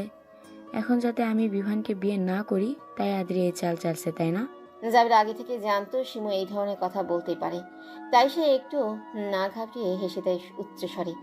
এরপর বলে, না মিস, আপনার যদি আমার কথা বিশ্বাস না হয় তাহলে মিস্টার বিমানকে আপনার ইচ্ছা মতো যে কোনো হসপিটালে নিয়ে টেস্ট করিয়ে দেখতে পারেন। আমি আপনার শুভাকাঙ্ক্ষী হিসেবে বলছি, মিসেস অদ্রিকে আমি চিনি না। সাথে আমি এটাও জানি আপনি টাকা পয়সা সম্পত্তির জন্য এসব গেম খেলছেন, কিন্তু মনে রাখবেন টাকা পয়সা সম্পত্তি আপনার বোনের ছেলের হবে, আপনার না। কারণ বিমানের তো বাচ্চা হবে না। আপনার বোনকে যেহেতু সম্পত্তি দিবেন, তাহলে কষ্ট করে আপনি জীবনটাকে কেন নষ্ট করবেন? কোণের অপর পাশে শিমু চুপ করে আছে। জাবির ও অদ্রি বুঝলো শিমুর মাথায় এখনো পুরোপুরি ব্যাপারটা ঢুকেনি। তাই জাবির আবার বলে, আপনি সম্পত্তি তো অন্যভাবে নিতে পারবেন, কিন্তু আপনার জীবনটা কেন নষ্ট করবেন? আমার কথাটা একটু ভেবে দেখবেন। জাবির কল কেটে দেয়। জাবিরের সামনে বসে থাকা অদ্রি উচ্চস্বরে হেসে ওঠে। এরপর স্বগোক্তি করে বলে, মাকড় সাঁতার আপনা জালেই ফাঁসে। খুব তো চেয়েছিলে তাই না? দুই বোন মিলে রাজত্ব করবে রিমু ভাবি। আমাকে সরিয়ে দিয়ে তোমার বোনকে আমার জায়গায় বসাবে তাই না? আমার জায়গা আমি কাউকে ছিনিয়ে নিতে দেই না। যদি স্বেচ্ছায় ছাড়ি তখন নিতে পারবে, কিন্তু বিভান আমার জীবনে এমন কেউ যাকে আমি স্বেচ্ছায়ও ছাড়বো না। এরপর জাবিরের উদ্দেশ্যে বলে, জাবির ভাই, শিমুকে এখন আর কোনো ফোন দেবে না, আবার কালকে ঠিক এ সময়ে আবার ফোন দেবে না। ঠিক আছে, আমিও দেখবো এই নিজ মনের মেয়ে এবার কি করে। এইসব মেয়ের কারণে সংসার গড়তে পারে না, সংসার ভাঙতে এরা পটু। আমার মনে হয় এখন সব স্ত্রীকে তোমার মতো হতে হবে, যাতে শিমুর মতো মেয়েরা জিততে না পারে। অদ্রি তৃপ্তির হাসি হাসে জাবিরের কথায়। ওদিকে শিমু সারাদিন এই কথা নিয়ে ভাবতে থাকে। নিজের বোনকেও এই কথা জানেনি। 2 দিন আগে অদ্রি ডাক্তারের কাছে আবার চেক আপ করেছে। ডাক্তার বলেছে অদ্রি এখনো পুরোপুরি সুস্থ। সে এখন যে কোনো সময় কনসিভ করতে পারবে। নিজের দিক থেকে ক্লিয়ার হয়ে অদ্রি এই স্টেপটা এখন নিয়েছে। পরদিন জাবির নিয়ম মতো আবারও শিমুকে কল করে। কি মিস, কি ভাবলেন? নিশ্চয়ই আমার কথা বিশ্বাস হচ্ছে না। তাহলে আজকেই না হয়ে একবার চেক আপ করিয়ে নিন। সবাইকে বলুন সমস্যাটা বিমানেরও, তারপরেও চেক আপ করিয়ে শিওর হয়ে নিন। যে কোনো হসপিটাল থেকেও করতে পারেন। যদি ইচ্ছা হয় তাহলে আপনাদের পরিচিত কোনো ডাক্তারের কাছ থেকেও না হয় চেক আপ করিয়ে নিন। শিমুর এবার নিজেরও ভয় হচ্ছে। তাই সকালে ব্রেকফাস্ট টেবিলে এসে সবাইকে কথাটা বলে। সবাই কথাটা শুনে স্তব্ধ হয়ে যায়। বিমানের মা তো রেগে গেছে তার ছেলে সম্পর্কে এরকম কথা শুনে, কিন্তু সে রেগে গেলেই বা কি হবে? শিমু নাছরবান্দা, সে টেস্ট করাবেই। বিমান এতে আপত্তি করে না, কারণ যদি বিমানের সমস্যা হয় তাহলে তার মাকে বোঝানো যাবে। সবাই মিলে হসপিটালে যায় এবং ডক্টরের কনসাল্ট নিয়ে টেস্ট করায়। এমার্জেন্সিতে 8 ঘন্টা পর রিপোর্ট দিতে বলে। রিপোর্ট দেখে ডাক্তার সবাইকে যখন বলে বিমানের প্রবলেম, তখন বিমানের মা শকড হয়ে যায়। শিমু আর রিমু বিরক্তিতে বসে থাকে। ইভান নিজের ভাইকে সান্ত্বনা দিতে থাকে, কারণ বিভান অনেকটা কষ্ট পেয়েছে। বাসায় ফিরে বিভানের মা বিভানকে বলে, আমি ভুল করেছি। আমি এটা ভাবিনি যে সমস্যা দুজনেরই থাকতে পারে। অদ্রি তো বলেছিল সে 3 মাস পরে কনসিভ করতে পারবে, কিন্তু তার কনসিভ না হয় আমি তাকে কত কিছু বলেছি। এমনকি রিমুর কথাই ডিভোর্স পেপারে সাইন করতে বলেছি। উপস্থিত সকলে তো হতবাক। রিমু ও শিমু তো ভয় পেয়ে গেছে, কারণ ইভান জানতো না যে ডিভোর্স পেপার তার বউ ও শালি তার মাকে দিয়েছে অদ্রিকে সাইন করতে বলতে। বিভান এগুলো জানতো, তাই সে চুপ করে আছে। এগুলো নিয়ে সেদিন বিভান ও রিমুর মধ্যে ঝামেলা হয়। রিমু বলে সে নাকি বিভানের ভালোর জন্যই কাজটা করতে চেয়েছিল, কিন্তু সে কি জানতো যে বিভানের সমস্যা? এগুলো বলে ইভানকে কিছুটা থামায়। অদ্রি ওদিকে শান্তিতে একটু ফুসফুসের জন্য ঘুমের ওষুধ খেয়ে ঘুমাচ্ছে। ক্যামেরা ও মাইক্রোচিপে টিকে হচ্ছে, সেগুলো সে পরে শুনে নেবে সময় করে। সেদিনই রাত 12টার পর রিমু শিমুর ঘরে যায় নতুন প্ল্যান করতে। সবাই ঘুমিয়ে আছে, তাই ঘরের দরজা বন্ধ না করে হালকা চাপিয়ে তারা আলাপ করতে লাগে। এদিকে বিমানের মা টেনশনে ঘুমাতেই পারছে না। সে নিজের রুমে পায়চারি করছে। ইভানের মা স্বভাববশত কখনো দরজা লাগায় না, সব সময় চাপানো থাকে। হঠাৎ করে শিমুর রুমে লাইট জ্বলতে দেখে সে আস্তে আস্তে সেদিকে যায়। শিমুর রুমের দরজার সামনে গিয়ে সে আড়াল থেকে সব শুনতে থাকে। শিমু রিমু নতুন প্ল্যান করছে। দেখ আপু, আমি তোর অক্ষম দেবরকে বিয়ে করতে পারবো না। তুই অন্য কোনো উপায়ে ভাব কিভাবে সব সম্পত্তি নিজে লিখতে পারবি। অবশ্যই আমাকেও কিছু দেওয়া লাগবে। আরে চিন্তা করিস না, বিভানের তো কখনো বাচ্চা হবে না, তাহলে সব সম্পত্তি এমনি আমার ছেলের নামে চলে আসবে। সেখান থেকে তোকে আমি 25% দিব। আরও অনেক কিছুই বলতে লাগে, আর দরজার বাহির থেকে বিমানের মা এসব শুনে যেন নিজেকে নিজে বিশ্বাস করতে পারছে না। সে দুজনে প্ল্যানে পানি ঢালতে দরজা খুলে ভেতরে ঢুকে। হঠাৎ করে রুমের মধ্যে কাউকে প্রবেশ করার আভাস পেয়ে দুই বোন সেদিকে তাকায় এবং নিজের শাশুড়িকে দেখে একদম ভয় পেয়ে যায়। বিমানের মা বলে, এই তোমাদের কথা শুনে আমি আমার ছোট বৌমাকে বাড়ি ছাড়তে বাধ্য করেছি, আর তোমরাই কিনা আমার ছেলের ক্ষতি চাইছো, তাও সামান্য সম্পত্তির জন্য। আমি তো ভুলেই গিয়েছিলাম রিমু কেমন স্বভাবের মেয়ে। তারপরও আমি তোমাদেরকে দ্বিতীয়বার বিশ্বাস করেছিলাম। তোমাদের এই পরিকল্পনা আমি সফল হতে দিব না। আমি কাল সকালে আমার দুই ছেলেকে সবকিছু বলবো। শিমু রিমু ভয় পেয়ে যায়। এই ভয় পাওয়া থেকে তারা এমন কিছু করে বসে যা তাদেরকে সারা জীবন বইতে হবে। রিমু ও শিমু বিমানের মাকে আটকাতে দুজনে মিলে ধস্তাধস্তি শুরু করে। শিমুর কিছুটা অনিচ্ছাবশত বা ইচ্ছাবশত ধাক্কায় বিমানের মা খাটের সাইডে চোখা কানের সাথে মাথার পেছনে আঘাত পায়, আর তখনই উনি আর্তনাদ করবে। তখন শিমু তার মুখ ধরে রাখে যাতে আর্তনাদ বাহিরে না যায়। আর রিমু সে প্রথমে বেশ ভয় পেয়ে গিয়েছিল।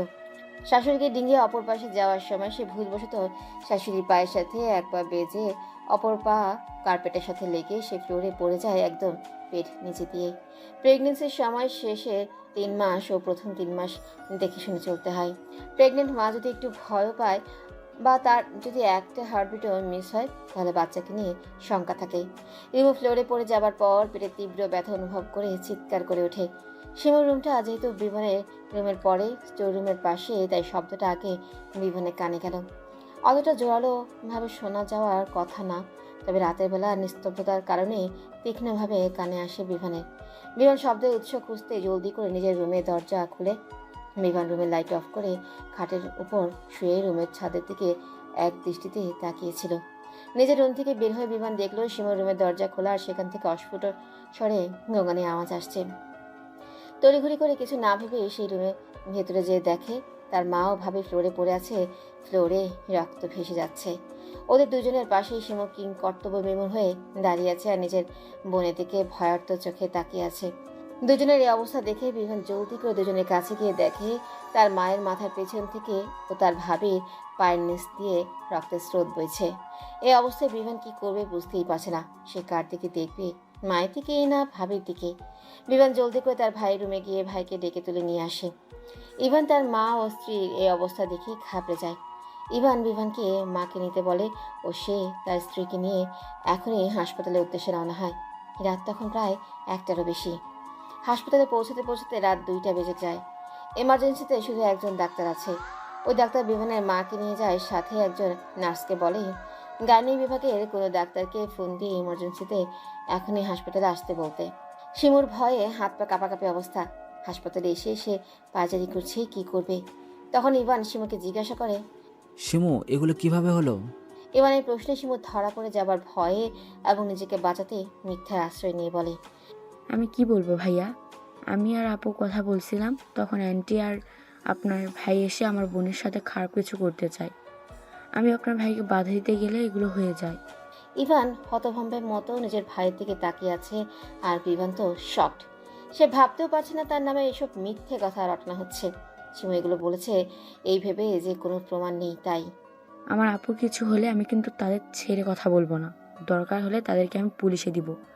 আপনার মা ও ভাই আমার বোনের সাথে অন্যায় করবে, সেটাকে মেনে নেওয়া যায় না। ইভান সত্য মিথ্যা যাচাই করতে পারছে না। ইভানের বিশ্বাস হচ্ছে না তার ভাই ও মা এরকম করতে পারে। আর তাছাড়া তার মা নিজেও তো অনেকটা আঘাতপ্রাপ্ত হয়েছে। গাইনি বিভাগের ডাক্তার ভোর 3টে নাগাদ এসে হসপিটালে পৌঁছায়। এরপর রিমুকে সার্জারি করার জন্য নিয়ে যায়। রিমুর অবস্থা অনেকটাই খারাপ। সার্জারি করতে করতে ভোর 5টা হয়ে যায়। ডাক্তার বেরিয়ে এসে বলে, মিস্টার ইভান, আমরা আপনার মেয়েকে বাঁচাতে পারিনি। তারপর আপনার স্ত্রীর জরায়ু অনেক খারাপভাবে ক্ষতিগ্রস্ত হয়েছে, তাই আমাদেরকে এর পরের অপারেশনে আপনার স্ত্রীর জরায়ু কেটে ফেলতে হবে। জরায়ু না কাটলে এখান থেকে বিষক্রিয়া ছড়িয়ে পড়তে পারে শরীরে। আপনাকে বন্ডে সই করতে হবে। ইভান ভেঙে পড়ে ডাক্তারের কথায়। বিমান তার ভাইকে শান্ত করার জন্য তার পাশে এসে বসে। পরক্ষণে শিমু বলে, ভাইয়া, এবার আমি পুলিশ ডাকবো। আপনার ভাই ও মায়ের কারণে আজ আমার আপুর এই অবস্থা। বিমান ভাবতেও পারছে না এই সময় এই মেয়েটা এভাবে মিথ্যে কথা বলতে পারে। ইভানের কথায় তোয়াক্কা না করে শিমু পুলিশ আনবেই। এদিকে বিমানের মায়ের মাথায় সার্জারি মাত্র শেষ হলো। ডাক্তার বেরিয়ে এসে বলে, মিস্টার ইভান ও মিস্টার বিভান, আপনাদের মায়ের ট্রমাটিক ব্রেন ইনজুরি হয়েছে। ট্রমাটিক ব্রেন ইনজুরি অনেক ক্ষেত্রে তেমন কোনো ক্ষতির কারণ নাও হতে পারে, আবার তা মৃত্যুর কারণও হতে পারে। প্রথম কিংবা হালকা পর্যায়কে বলা হয় কনকাশন। এর অর্থ হচ্ছে প্রচণ্ড আলোড়ন, আঘাত বা উত্তেজনার ফলে মস্তিষ্কের ক্ষতি। এই পর্যায়ে সাধারণত আঘাত লাগার কয়েকদিনের মধ্যেই মস্তিষ্ক আবার স্বাভাবিক অবস্থায় ফিরে আসে। রোগী যখন মাথায় আঘাত লাগার পর 15 মিনিট বা তার বেশি সময় অচেতন থাকেন, তখন সেই আঘাতের মাত্রাকে দ্বিতীয় পর্যায়ের বিবেচনা করা হয়। রোগী যদি মাথায় আঘাত লাগার পর 1 ঘন্টারও বেশি সময় ধরে অচেতন থাকেন, তাহলে তার টিবিআই এর মাত্রা তৃতীয় পর্যায়ের বিবেচনা করা হয়। আর রোগীর ওপর এ ধরনের আঘাতের পরিণতি ভয়াবহ হতে পারে। বিশেষ করে তার শারীরিক এবং মানসিক উভয় ক্ষতি হতে পারে। এক্ষেত্রে রোগীর হৃদয়যন্ত্র কর্মকাণ্ডে ব্যাঘাত ঘটতে পারে, তিনি পঙ্গু হয়ে যেতে পারেন, এমনকি তার ব্যক্তিত্বে ব্যাপক পরিবর্তন ঘটতে পারে। তৃতীয় পর্যায়ের ক্ষতি সাধারণত অপূরণীয় হয়। ডাক্তার এগুলো বলেই থামে। দুই ভাই ফ্যালফেল নয়নে তাকিয়ে আছে ডাক্তারের দিকে। ডাক্তার একটা শ্বাস নিয়ে আবার বলে, এবার নিশ্চয়ই বুঝতে পারছেন আপনার মায়ের কি অবস্থা। বাকিটা যা হয় তা মেনে নিতে হবে। এই বলে ডাক্তার চলে যায়। আর শিমুকে দেখে ভীত মনে হচ্ছে। ইভানের অবস্থা অনেক খারাপ। তার মা, বউ ও বাচ্চা সবাইকে সে একসাথে হারাতে বসেছে। ইভান মায়ের এই অবস্থা মানতেই পারছে না। সকাল 8টায় শিমু নিজ দায়িত্বে পুলিশ নিয়ে এসে পুলিশকে নিজের মন গড়া কথা শোনায়। বিমানের কাছে যেহেতু নিজের পক্ষে কোনো প্রমাণ নেই, সে কিছু বলেও লাভ হচ্ছে না। শিমু পুলিশকে এটাও বলে বিমানের তার ভাবির উপরে রাগের কারণ। বিমানের স্ত্রী চলে যাবার ক্ষেত্রে ভাবির হাত আছে বলে বিমান মনে করে। এসব বলার দরুন পুলিশ বিমানকে হাসপাতাল থেকে বাইরে যেতে দিচ্ছে না। সকাল 8:30টার দিকে অদ্রি হাসপাতালে আসে। অদ্রি হাসপাতালের ঠিকানা বিমানের থেকে জোগাড় করেছে। অদ্রি অনেকদিন পর বিমানের সাথে যোগাযোগ করে। সকালে ঘুম থেকে উঠে ক্যামেরাতে ধরা পড়া চিত্রগুলো দেখে। অদ্রি এসে পুলিশকে বলে, আপনারা কারোর মুখের কথার উপর ভিত্তি করে আমার হাজবেন্ডকে আটকে রাখতে পারেন না।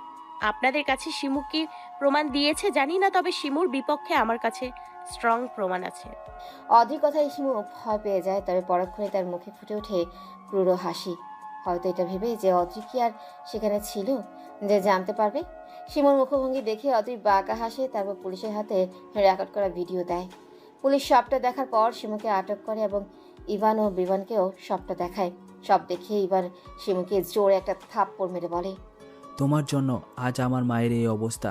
আর তোমার বোন, সে তো নিজে অন্যায়ের মাসুল নিজেই করেছে, সাথে আমার সন্তানকেও। ইভান পুলিশকে ডেকে বলে, অফিসার, নিয়ে যান এই মেয়েটাকে। আমার স্ত্রী সুস্থ হলে আপনি তাকেও আপনারা কাস্টাডিতে নিতে পারেন। পুলিশকে অদ্রি এই এত বছরের সব ঘটনা বলে, আর প্রমাণ হিসেবে চাইলেই ভিডিও দেখাতে পারে সেটাও বলে। পুলিশ কয়েকদিনের ভিডিও দেখে শিমুকে গ্রেফতার করে। পুরোটা সময় শিমু যেন অবাক হয়ে তাকিয়েছিল।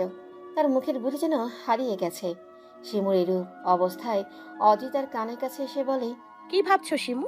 আমাকে সরিয়ে বিভানকে সম্পত্তির জন্য বিয়ে করবে? এত সহজ? তোমরা তোমাদের কাজ নির্বিঘ্নে করতে পেরেছো শুধুমাত্র আমি চেয়েছি বলে। কথায় আছে না, অতি লোভের তাঁতি নষ্ট। শিমুকে নিয়ে পুলিশ চলে যায়। শিমুর পরিবারও কিছুক্ষণ আগে এখানে এসেছিল। তারা এসে তাদের মেয়ের এই অবস্থা দেখে লজ্জা পায়। অবশ্য তারা কিছুটা জানতো এই ব্যাপারে, তবে প্রমাণের কাছে এখন তারা কিচ্ছু বলতে পারবে না।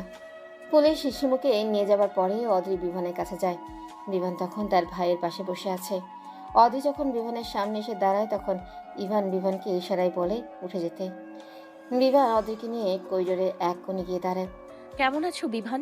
অদ্রি প্রশ্নে বিভানে ইচ্ছে করছে চিৎকার করে বলতে, ভালো নেই আমি অদ্রি, তোমাকে ছাড়া আমি একদম ভালো নেই। কিন্তু ওই যে নিজের অক্ষমতা, সেটার জন্য হলেও এখন সে অদ্রিকে ছাড়তে রাজি। কি হলো, কথার জবাব দিলে না? কি জবাব দেব? দেখতেই পারছো কেমন আছি।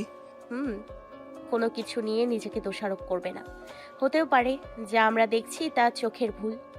বিভান মলিন চোখে তাকায় অদ্রির দিকে। অদ্রি বিভানের দিকে নমনীয় চোখে তাকিয়ে বলে, আমার সমাপ্তির পূর্ণতা তুমি। তুমি হিনা আমি অন্য কাউকে আমার জীবনে জড়াইনি এবং জড়াবো না। ঠিক তেমনই তোমার জীবনেও আমি ছাড়া অন্য কাউকে জড়াতে দিব না। বিভান জড়িয়ে নেয় তার প্রিয়তমাকে নিজের উষ্ণ আলিঙ্গনে। সমাপ্তি পূর্ণতা। অদ্রির রহমান এতক্ষণ পার্কে অদ্রির পাশে বসে মিসেস রেহনুমা অদ্রির লেখা বইটা পড়ছিল। অদ্রিরা আমেরিকায় যেখানে এখন থাকে সেই বাড়ির পাশে একটা খোলা পার্ক আছে। মিসেস রেহনুমা সেও বাংলাদেশি এবং এখন অদ্রির প্রতিবেশী। অদ্রির লেখা বইটা পড়ে এসে অদ্রিকে মুগ্ধতার সাথে বলে, মিসেস অদ্রি, আপনার লেখা বইটা সত্যিই অসাধারণ। বইটা পড়ে আমার একবারের জন্য মনে হচ্ছিল না যে আমি কোনো গল্প পড়ছি, মনে হচ্ছিল বাস্তব কাহিনী আমি নিজের চোখের সামনে ঘটতে দেখছি। প্রতিটা চরিত্র এতটাই জীবন্ত। অদ্রি মিসেস রেহনুমার দিকে মুচকে হাসি দিয়ে অদ্রি তার স্বামী সন্তানের দিকে নজর দেয়। কি সুন্দর খেলছে বাপ মেয়ে মিলে। নিজের মেয়েটাকে দেখলে নিজেরই প্রতিচ্ছবি মনে হয়। বাবার মতো কিছুটা দেখতে হলেও স্বভাব চরিত্র পেয়েছে পুরোটাই মায়ের মতো। মিসেস রেহনুমা আবারও অদ্রিকে বলে, মিসেস অদ্রি, কিন্তু আমার একটা প্রশ্ন থেকেই যায়। অদ্রি বুঝতে পারে মিসেস রেহনুমা কি বলবে, তাই সে ভাবলেশীনভাবে বলে, এটাই তো যে বিভানকে ওই ড্রাগের অ্যান্টিডট দেয়া হয়েছিল কিনা। মিসেস রেহনুমা অবাক হয়ে মাথা হ্যাবতক তুলায়। এরপর কৌতূহলবশত বলে, আপনি কিভাবে বুঝলেন? আমি এটার কথাই বলবো। অধীর রহস্য করে হাসি, তারপর আকাশপানে নজর দেয়। আমেরিকার আকাশ এখন রক্তিম, রাতের দিকে ঠান্ডা পড়বে। এখন যেহেতু পরন্ত বিকেলবেলায় সূর্য পশ্চিম আকাশে ডোবায়মান, হালকা শীত শীত লাগছে।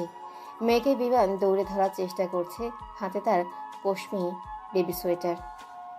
4 বছর হলো সবে অদ্রি ও বিমানের মেয়ে অবনীর। অদ্রি আকাশপানে দৃষ্টি স্থির রেখে বলে, গল্পটা অসম্পূর্ণ। গল্পের সমাপ্তিতে আমি ইচ্ছে করেই অসম্পূর্ণ রেখেছি যাতে বাকিটা পাঠক নিজেদের মতো বুঝে নেয়। মিসেস রেহনুমা কিছু বুঝতে না পেরে বলে, তবে আমার তো মিলছে না। অদ্রি হেসে মিসেস রেহনুমার দিকে ফিরে পড়ে। মিলালেই মিলে যাবে আর হবে। অদ্রি সেখান থেকে উঠে চলে যায় তার প্রিয়জনদের কাছে, হাতে তার নিজের লেখা সমাপ্তি পূর্ণতা বইটি। মিসেস রেহনুমাও চলে যায়। অদ্রি যেতেই বিমান বলে, মিসেস রেহনুমা কি তোমার বইটা পড়ছিলেন? এটা একান্ত আমার লেখা না বিভান, তুমিও এটার কিছু অংশ জুড়ে আছো। তোমার ডায়েরি থেকে তোমার অনুভূতি ও পর্যবেক্ষণ নিয়ে আমি বইটা সম্পূর্ণ করতে পেরেছি।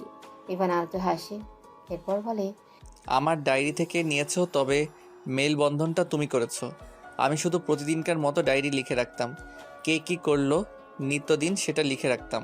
অদ্রি বিমানের বাহু জড়িয়ে তাদের মেয়ে দুষ্টুমি দেখছে আর বলে, সমাপ্তির পূর্ণতা আমাদের দুজনের মেলবন্ধন, তাই তো আমাদের মেয়ের নাম পূর্ণতা অবনী। একটু পর অদ্রি মেয়ের কাছে গিয়ে বলে, অবনী, মা আমার ঠান্ডা পড়ছে, মা শীতের কাপড়টা পরে নাও, বাবার কাছে থেকো। অবনী মাথা দোলায়, মানে সে পরবে না শীতের কাপড়টা। বিমান অদ্রির দিকে অসহায় চাহনি দিয়ে বলে, তোমার মেয়ে ঠিক তোমার মতো হয়েছে, নিজে যা ঠিক করবে সেটাই করবে। অদ্রি বিমানের দিকে চেয়ে চোখে তাচ্ছিল হাসি এনে বলে, তাহলে তুমি কি চাচ্ছিলে? তোমাকে আমি ওই মেয়েটার হাতে ছেড়ে দিতাম? বিমান তাড়াহুড়ো করে বলে, সেটা আমি কখন বললাম, তবে তুমি যেভাবে সবকিছু হ্যান্ডেল করেছো ব্যাপারটা অনেক রিস্কি ছিল। অদ্রি দীর্ঘশ্বাস ফেলে বলে, শেষ পর্যন্ত সবকিছু জানার পর তুমি যে আমায় ভুল বোঝনি, এটাই আমার কাছে অনেক। তোমাকে হারানোর ভয়ে আমি হিংস্র হতে পারি, অনেকটা তো সহ্য করলাম। এরপরেই আমি ওই পদক্ষেপ নিয়েছিলাম। বিমান অদ্রিকে এক পাশ দিয়ে জড়িয়ে ধরে বলে, এটা ঠিক যে ভাবিও তার বোন মিলে মায়ের মাথায় এমনভাবেই নষ্ট করেছিল যে মা তোমাকে বুঝতে পারছিল না। আমিও তো তোমার মুখ থেকে কথাটা শুনে প্রথমে আমার খুব রাগ হয়েছিল, তবে তোমার সুন্দরভাবে বোঝানোতে রাগটা কমিয়ে সব বুঝতে পেরেছিলাম। হঠাৎ অদ্রি মজার ছলে বলে, জার্মানিতে গিয়ে যখন তোমাকে ডক্টর অ্যান্টিডট দিয়েছিলাম, তখন তোমাকে দেখে একজন ডক্টর একটাই কথা বলেছিল, she is really your wife. মানে সে বিশ্বাস করতে পারছিল না আমি তোমার বউ হয়ে তোমাকে ওই ড্রাগটা দিয়েছিলাম এবং অ্যান্টিডট দিতেও নিয়ে এসেছিলাম। ওই ডক্টরটা এই ড্রাগটার ঘোর বিরোধী। বিমান বাঁকা চোখে তাকিয়ে আছে। অদ্রি দেখেও না দেখার মতো করে উদাসীন স্বরে বলে, জানো বিভান, সেদিন যখন মায়ের অ্যাক্সিডেন্টের কথা শুনে আমি হসপিটালে আসি, সেদিন আমি সত্যিই ভাবতে পারিনি শিমু ও ভাবি মিলে এমনটা করবে মায়ের সাথে। আমার সেদিন মায়ের জন্য নিজেকে কিছুটা দোষী মনে হচ্ছিল। আর রিমু ভাবি, সে নিজের শাস্তি এভাবে পাবে আমি ভাবতেও পারিনি। একজন মায়ের কাছে থেকে তার সন্তান চলে যাবার কষ্ট কতটা হয় সেটা একজন সন্তানবিহীন মা বুঝতে পারে।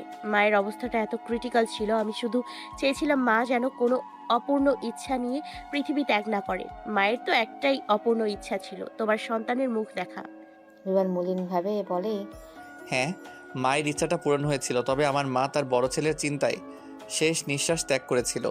ইভান ভাইয়া তো ভাবিকে সুস্থ হওয়ার পরেই পুলিশ কাস্টডিতে দিয়ে আসে আর তাকে স্পেশাল রিকোয়েস্টের মাধ্যমে সর্বনিম্ন শাস্তি 5 বছরের জেলেকে কমিয়ে 2.5 বছরে নামিয়ে আনে। শিমুকে সেই পুরো 5 বছরের জেল খাটতে হয়েছে। হঠাৎ মেয়ের